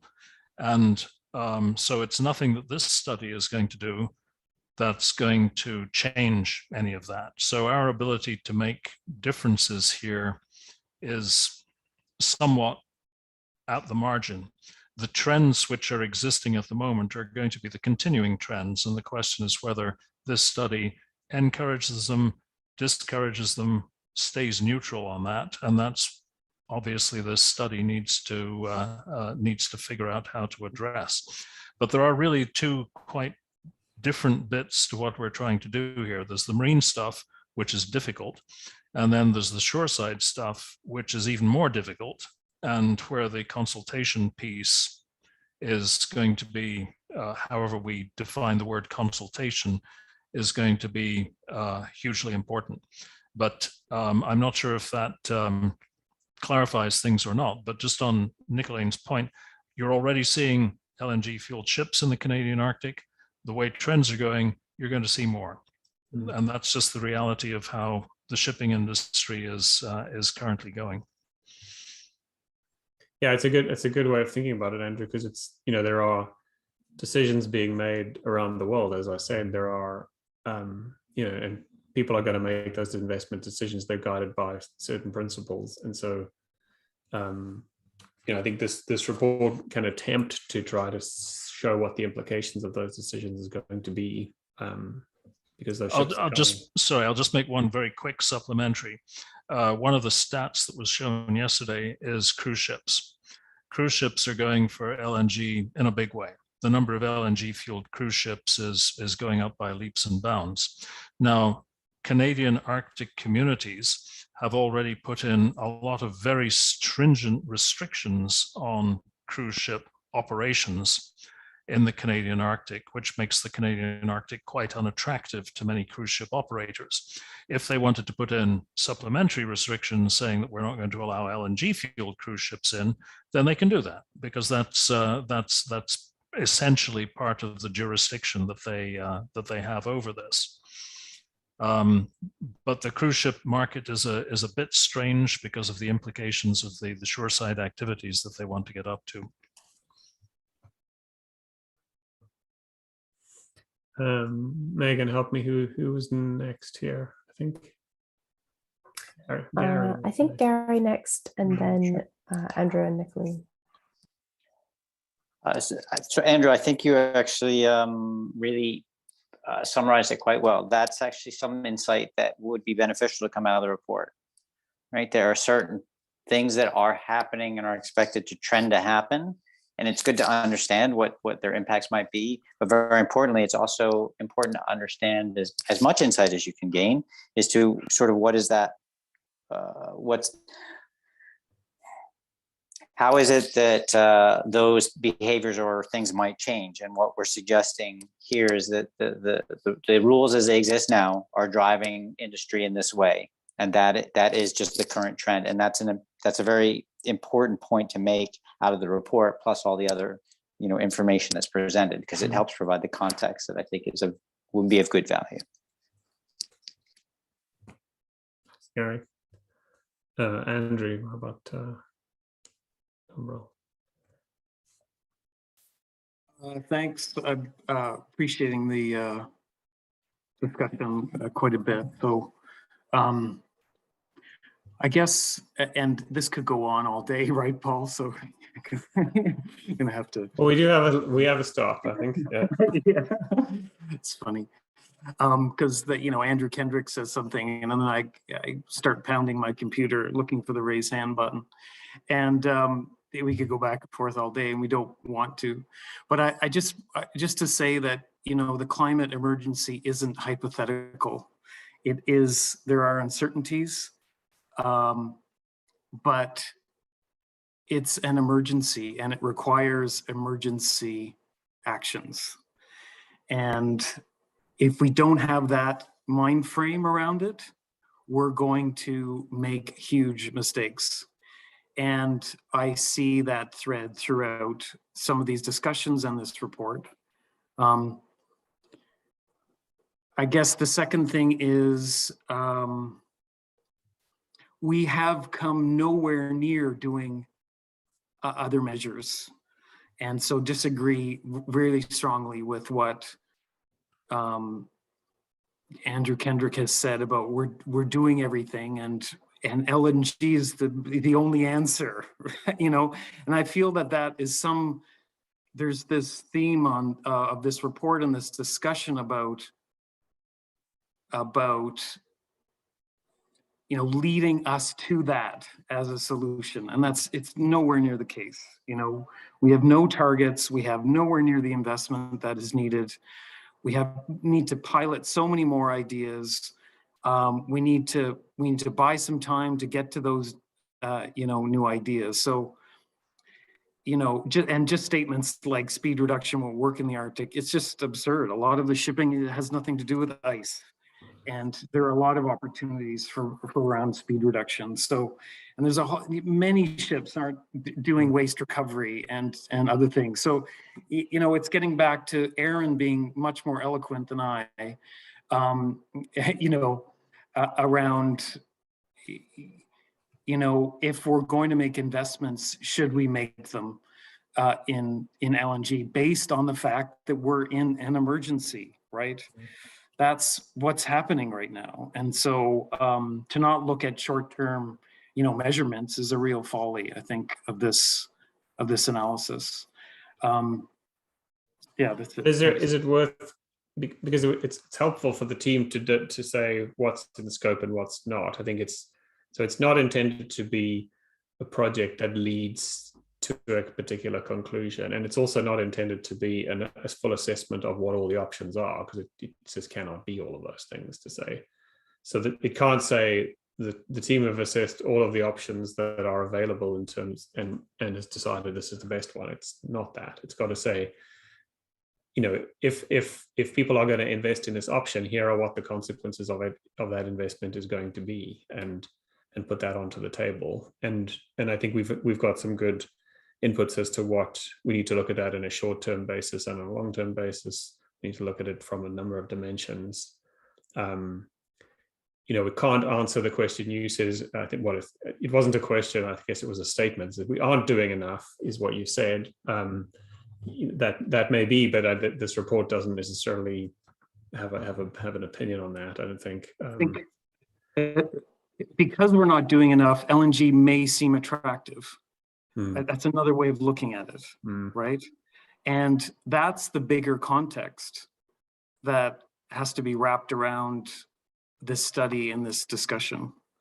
You know, if we were investing at the level and piloting and in innovation at the level that is needed, then clearly LNG would not be the solution. Yeah,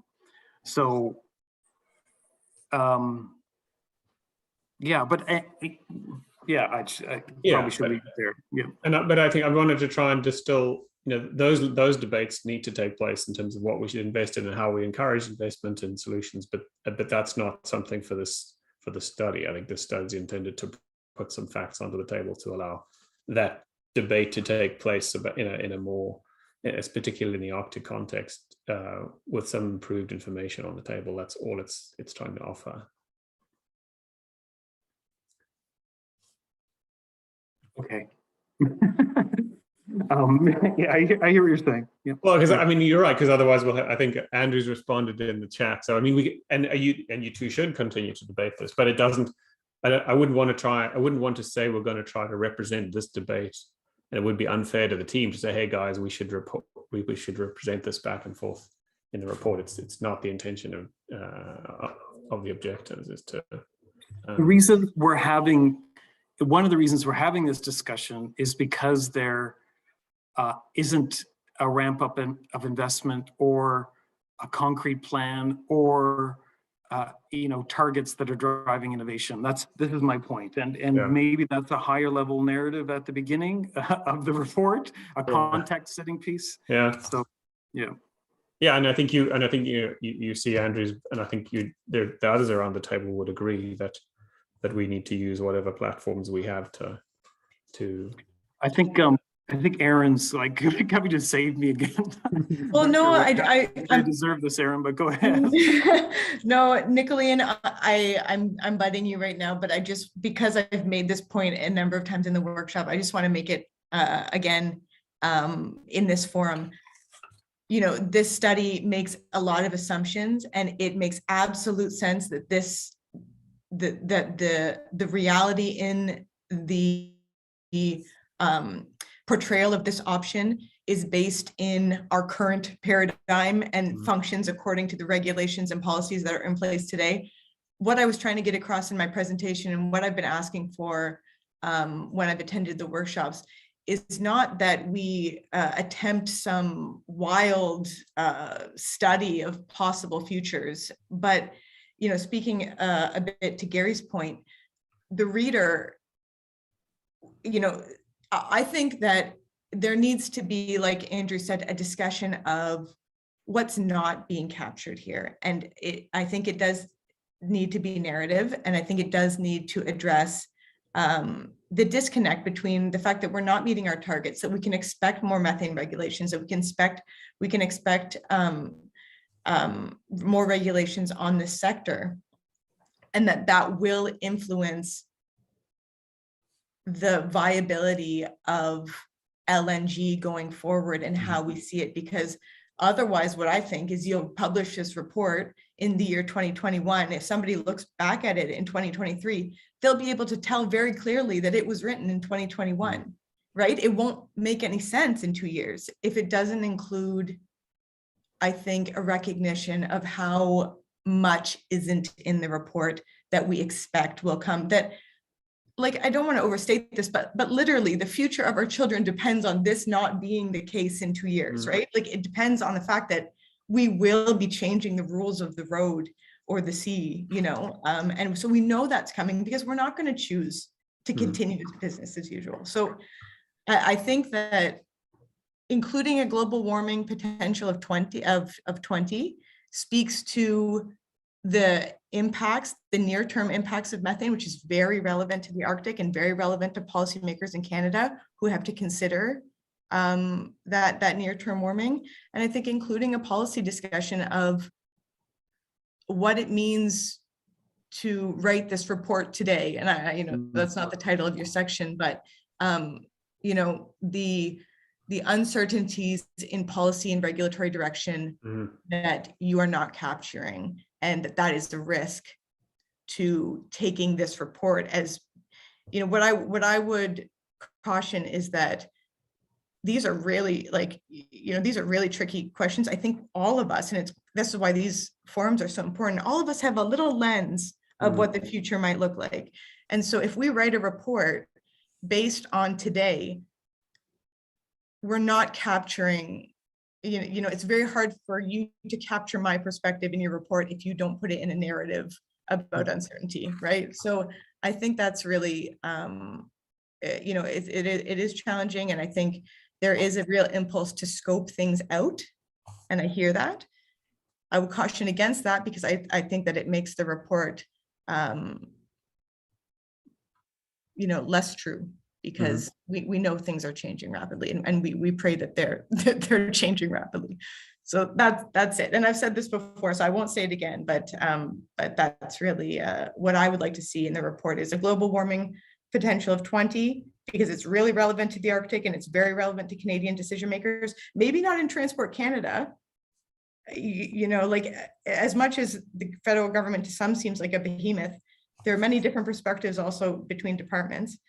And then a discussion just on some of the implications of policy choices, where we think that they may go.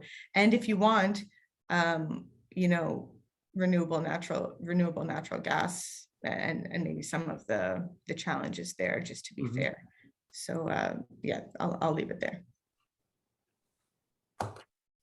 Thanks, Aaron. Let's go back to Nicolai.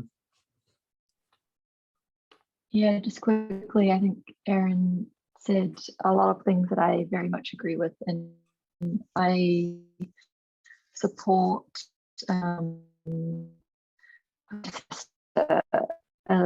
section on limitations, but I support what Aaron said about adding that narrative into the report. I think it would make for a much richer and more honest report. I did want to say one thing in response to, I believe it was Andrew Kendrick about no one really having any control over who comes into the Canadian Arctic and whether or not, in terms of LNG fuel vessels coming into the Arctic. But I would actually argue that others see that differently, and there is a lot of potential for people to position themselves in a certain way and petition the government to set up certain policies. And so I actually do think that there is that potential, and I don't agree with that point. So in that way, I think the report could be useful for anyone who has a stake in this to create a position should they want to. Especially, yeah, he made the point was made in terms of cruise ships. Inuit communities very much have the ability to provide input on that. Also, in terms of mining companies, I would argue that Inuit are very well positioned to provide their perspectives and positions on that as well. So I don't think it's just shoreside where Inuit have a role to play in making those decisions. And I also quickly want to say, in terms of if we're going to put in the potential of using LNG as another power source in communities, even though that's not something that has really been researched here at this point, just as a potential, if we're going to do that, then I think it's also okay to then veer off a little bit and talk about the potential of looking at renewables. We keep talking about the scope of this report and something not being in the scope of this report. But if we do include something that is, we don't really know if it would be useful or feasible, then, you know, on the other hand, we want to include some of the other things as well.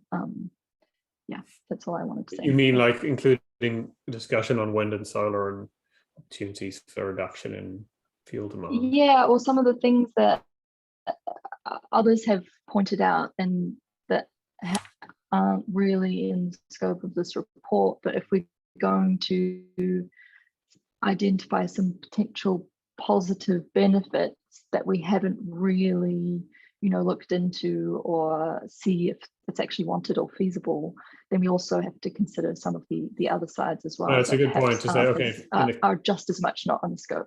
Yeah, in the community, if we're in the community, we're going to talk about them. We'll have to wrestle with that one a bit.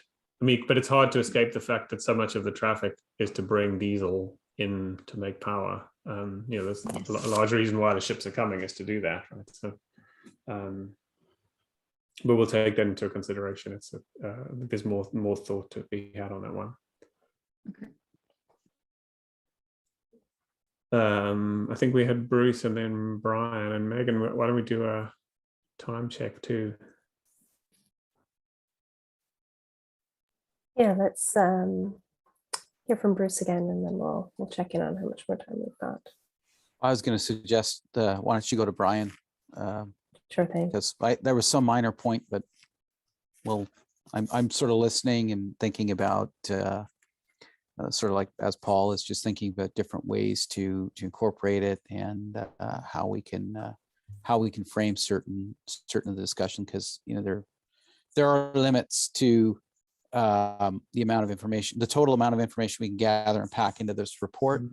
So we want to make sure we're putting the right ones in with the right explanation and a glean of relevance. But anyway, I'd like to hear Brian's comments first.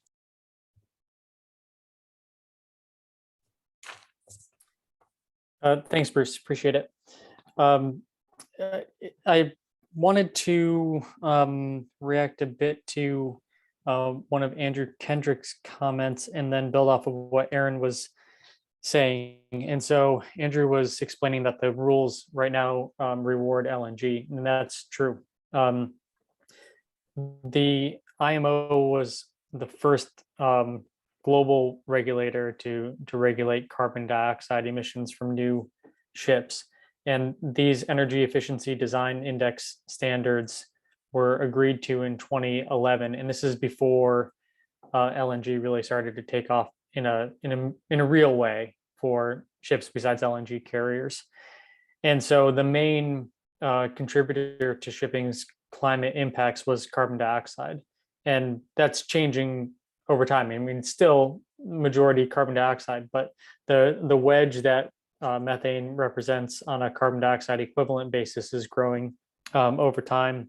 And the order book for new ships is increasingly LNG fueled. And so the rules, when they were written, tried to tackle the problem in a pollutant by pollutant way. That's IMO is real comfortable doing that. Regulate carbon dioxide intensity, regulate the sulfur content of the fuel, regulate the NOx emissions from the engines. And actually all three of those regulations benefit LNG. But now there's an increased understanding of the impact that methane has on climate change and the opportunities that there are to limit methane emissions to reduce near-term warming and overall global warming. And because of that, this report might benefit from a discussion of the regulatory risks of using LNG, because right now the rules are lined up to favor it, but there's active work to actually change that and make it so that using LNG is actually more expensive. In the case of the European Union's emissions trading scheme, they're bringing shipping into their carbon trading scheme, and it's going to be done on a carbon dioxide basis for now, but it may be expanded to carbon dioxide equivalents. And also in the EU, they have a fuel EU maritime regulation that regulates on the basis of carbon dioxide equivalents. It accounts for methane slip. And right now, the reduction rates are weak enough that you can still use LNG to comply for the next, decade or more. But those are being negotiated still, so they could be tightened, and they'll be through rounds of revision. So in the future, it actually might be, you might not be able to use LNG in certain ships if you're going to be operating or trading with the EU. I think those are the main ones, but just to say that increasingly regulators are starting to switch from regulating carbon dioxide emissions to carbon dioxide equivalents. And as that progresses over the next several years, if you're investing in new LNG ships now, that you try and get a lifetime of it for 20, 25, 30 years more, and it ends up that the bio and synthetic LNG doesn't pan out and you're forced to use fossil LNG, then that could be a risk to your business. So just something to consider. No, Thanks. it's a good point, because I think there was the CLNG presentation yesterday as a kind of EEDI graph, and I guess what you're saying is if it was the CO2 equivalent, it would the intersection points would be very different if you were looking at CO2 equivalent rather than I think that was for the it wasn't stated, but I think it might be for the EEXI, which is to apply the EEDI to all ships. But right, it's being rewarded because it has a lower carbon content and lower carbon dioxide emissions per unit of energy. But that regulation right now regulates CO2, but IMO is developing life cycle assessment guidelines, and those will be used to estimate life cycle, but broken out into the well to tank and tank to wake emissions, and then those will be. The idea is to incorporate them into existing and new IMO climate policies. So it'll take a long time at IMO for this to happen, no doubt. But it's, within this decade, it'll happen. Yeah, that's a good suggestion. Thank you. I actually wanted to pose a question to this group. Just thinking about black carbon, which is something that hasn't been talked about very much, but if we went with the future scenario where there's a ban of HFO and LNG is not the alternative fuel of choice, but instead diesel is, looking at some of the graphs, it looked like the black carbon is almost as high from diesel as it is from HFO in some cases. So what could be done there? And are there filters that we could put on ships or some other way? Because the black carbon emissions in the Arctic from ships has a really significant impact. Seeing Brian. Sorry to go again, but I developed the black carbon emission factors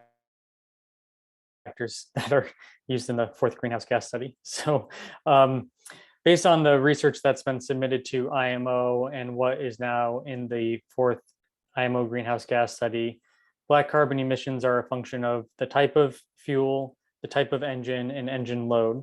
But if you switch from a residual fuel to distillate in the same four-stroke engine, you can get a reduction in black carbon up to 50%. And in a two-stroke engine, it can be up to 80%. And the switch to distillates then could allow for the use of diesel particulate filters or electrostatic precipitators to reduce emissions by more than 90% from that already lower level. So there could be black carbon regulations that are Arctic specific in the future. There's already a voluntary resolution that's in place now that well, basically asks ships if they wouldn't mind to please switch to distillate fuels and not use residual fuels like heavy fuel oil and very low sulfur fuel oil, but it's not legally binding. So we've already seen that, and usually guidelines are sort of a stepping stone to more mandatory regulations. Andrew, did you want to add something?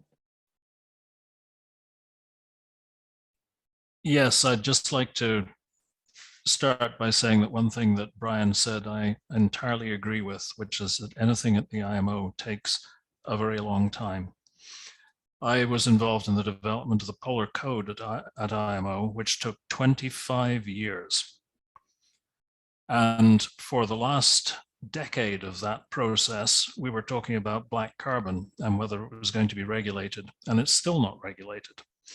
And another good example here, and I'll just mention this in the context of Nicolane's report, is the Arctic HFO ban, which took a very long time and is diluted to a point where, in my personal opinion,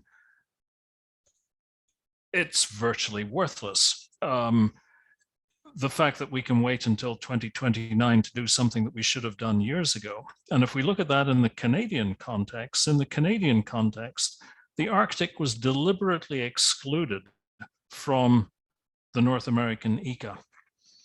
And not only that, but a special concession was given for many years for ships operating on sea lift services that allowed them to burn HFO south of 60, even after all other ships had been prevented. So I am deeply cynical, both about the international regime and also about the Canadian regime, because Canada, on all of this stuff, from my perspective, is missing in action. I'm working on IMO stuff to do with greenhouse gas reductions on behalf of other people. We cannot get Transport Canada to pick up a pen and write a position paper on any of this stuff. I find it incredibly frustrating. So I think what we need to try and do with all of this stuff is to establish these communities that can either apply pressure on the government or convince people to do things independently of the government action, because it just is taking so long. And the fact that as Andrew D said earlier, we're in a climate emergency, that just doesn't seem to have struck home with people. I'll just, one other thing, and then I'll shut up on this. The Green Marine program in Canada sets voluntary standards for emission reduction, amongst other things. And they're trying to make sure that those are more stringent than what IMO is requiring. And when the subject of how this is going to be applied to the domestic fleet came up, they're going to do something that is less stringent than the international regime, on the basis that to date, Transport Canada has shown no inclination to apply any regulations whatsoever to the domestic ships. So I think this is a community of the like-minded. I think everybody in this group wants to make a contribution to greenhouse gas reduction. So I think I will shut up and go away at this point unless somebody really annoys me, and then I'll put my hand up again. But I hope that we can work cooperatively to come up with what is the best possible solution under the current circumstances, and not get too much into too many hypotheticals.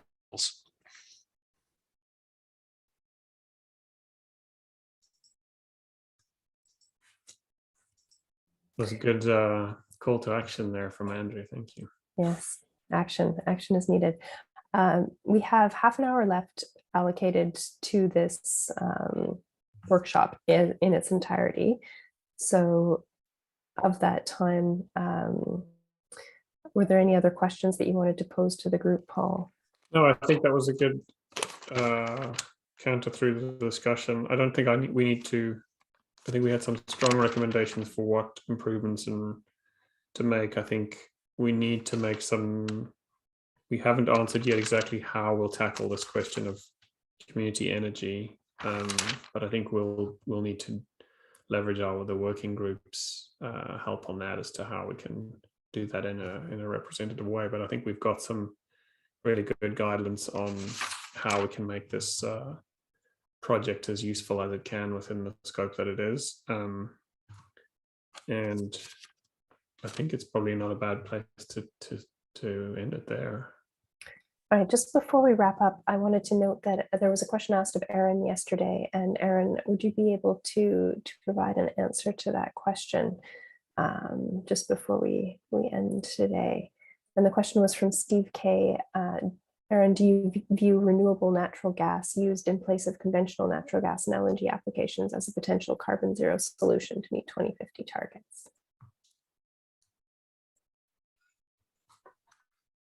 I don't think that Steve is on the line. No, unfortunately, he's not, but maybe this could be part of the recording. And you can come back and watch what I say. I'll commit to tell Steve what you said, because I talk to him all the time.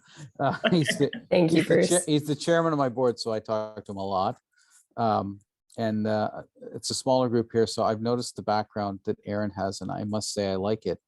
She doesn't know that off screen I've got 3 guitars hanging up. Some other regulars who've met with me in this space know I have guitars off in the back, so I was enjoying that backdrop. Sorry, it's unprofessional to point it out, but I appreciate it. No, thanks. Actually, I only get to enjoy them through my husband. I'm not very good at playing them, but you only occasionally play those. Got it. I'm on the bass. You're on the bass. Yeah. I have one of those hanging too. I should. Here's what I'll do. That just in fairness. Maybe tilt. Yeah.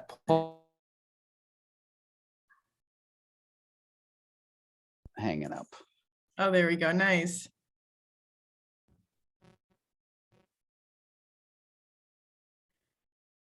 Okay, well, the question from, can you hear me still? I'm not sure if as we've done that. I think, okay, back. We're You're back. back. Sorry, we got frozen there for a second. So the question was, sorry, what's it called? Renewable natural gas. Yes. Is that a viable pathway, acceptable? Would you consider it? All variants of those words. Yeah, so I'm not going to make a straightforward answer. Like for me, it's really all about, what is that possible future that we're tending towards, and I really come at it from the lens of really trying to recognize the crises that we're in as imperatives and working backwards. So that's how I'll answer this question.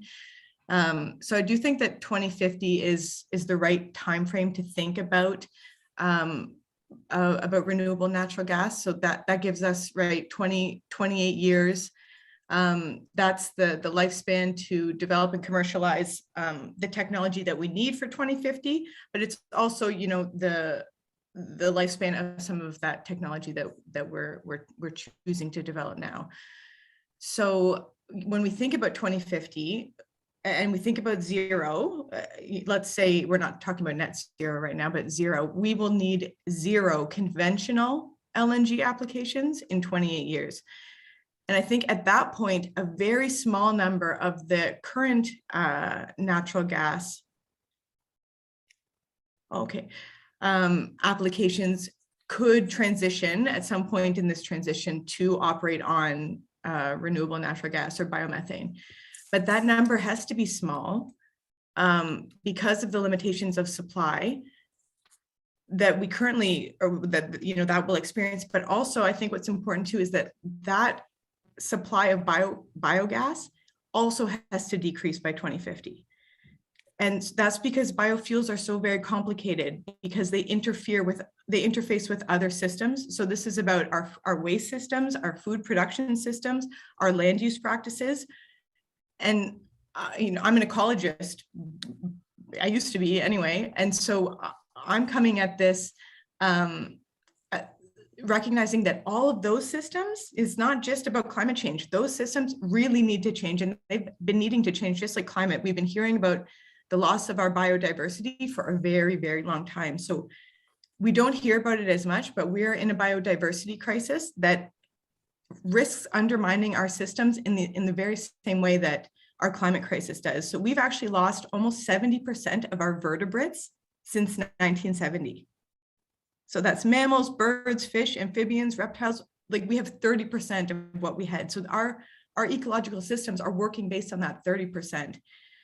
We know that habitat protection is really critical, but it's not enough. We need a circular economy, which means we need to be reducing our waste, especially our food waste, which is a huge component of that. We need to be changing our agricultural practices, including reducing the consumption of factory farmed animals.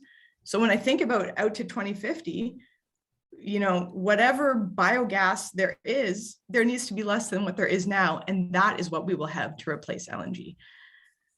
So, and those are the two key feedstocks, right? You know, we have our wastewater, but it's really about landfills and factory farms. So if we're building systems today that rely on the future widespread availability of biogas, we're actually creating perverse incentives, which is a problem with a lot of these sort of biofuel feedstocks, where we may be putting policies in place that prop up otherwise problematic practices like factory farming and, you know, not addressing our food waste by supplementing them because it enables another revenue stream.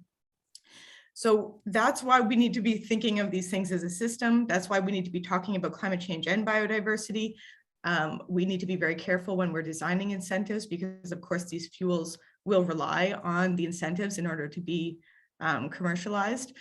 So I would say, you know, is it a good idea to capture biogas from these places and to burn it in engines? Absolutely, absolutely. But it's a better idea to invest in renewables and to invest in zero emission fuels derived from renewables, and to be very careful to de-incentivize factory farming and food waste instead of providing a revenue stream for them. So, you know, just like this whole conversation, I think it's very, very difficult. It's very complicated. So it's hard to say yes or no, right? So certainly, you know, there's potential there, but it would be very problematic if all of the natural gas applications of today, and we see an exponential growth, right, in this LNG, if those are relying on biogas, we're losing our pollinators, you know, so it's like, it's complicated. So I would say that we need to be very careful when we think about new infrastructure for natural gas, if we think that it's going to be transitioning to renewable natural gas, because it's part of a broader system that also needs to be addressed. I think I can capture that. I'll write it for you. I think I understand what you're saying. Yeah. Yeah. Okay, I think people are voting by their dropping off here, though. I think we've reached the end. Soon it'll be just you, me, and Andrew, Paul. But so I think just to reiterate and maybe for the sake of the record, that there continues to be working groups as a mechanism for continued engagement in the final couple of chapters. So we look forward to participation in those. And putting together something that's represents all of the inputs we've had today. So thank you, everybody for your participation and your help along the way. Are we doing Participation the, today was much appreciated. So thank you everyone for sticking with it as long as you have, and for all the participation we've heard, and excellent recommendations to consider for the remainder of the project. Have a good rest of your day. Thanks Thank for you. hosting us. Bye. Well,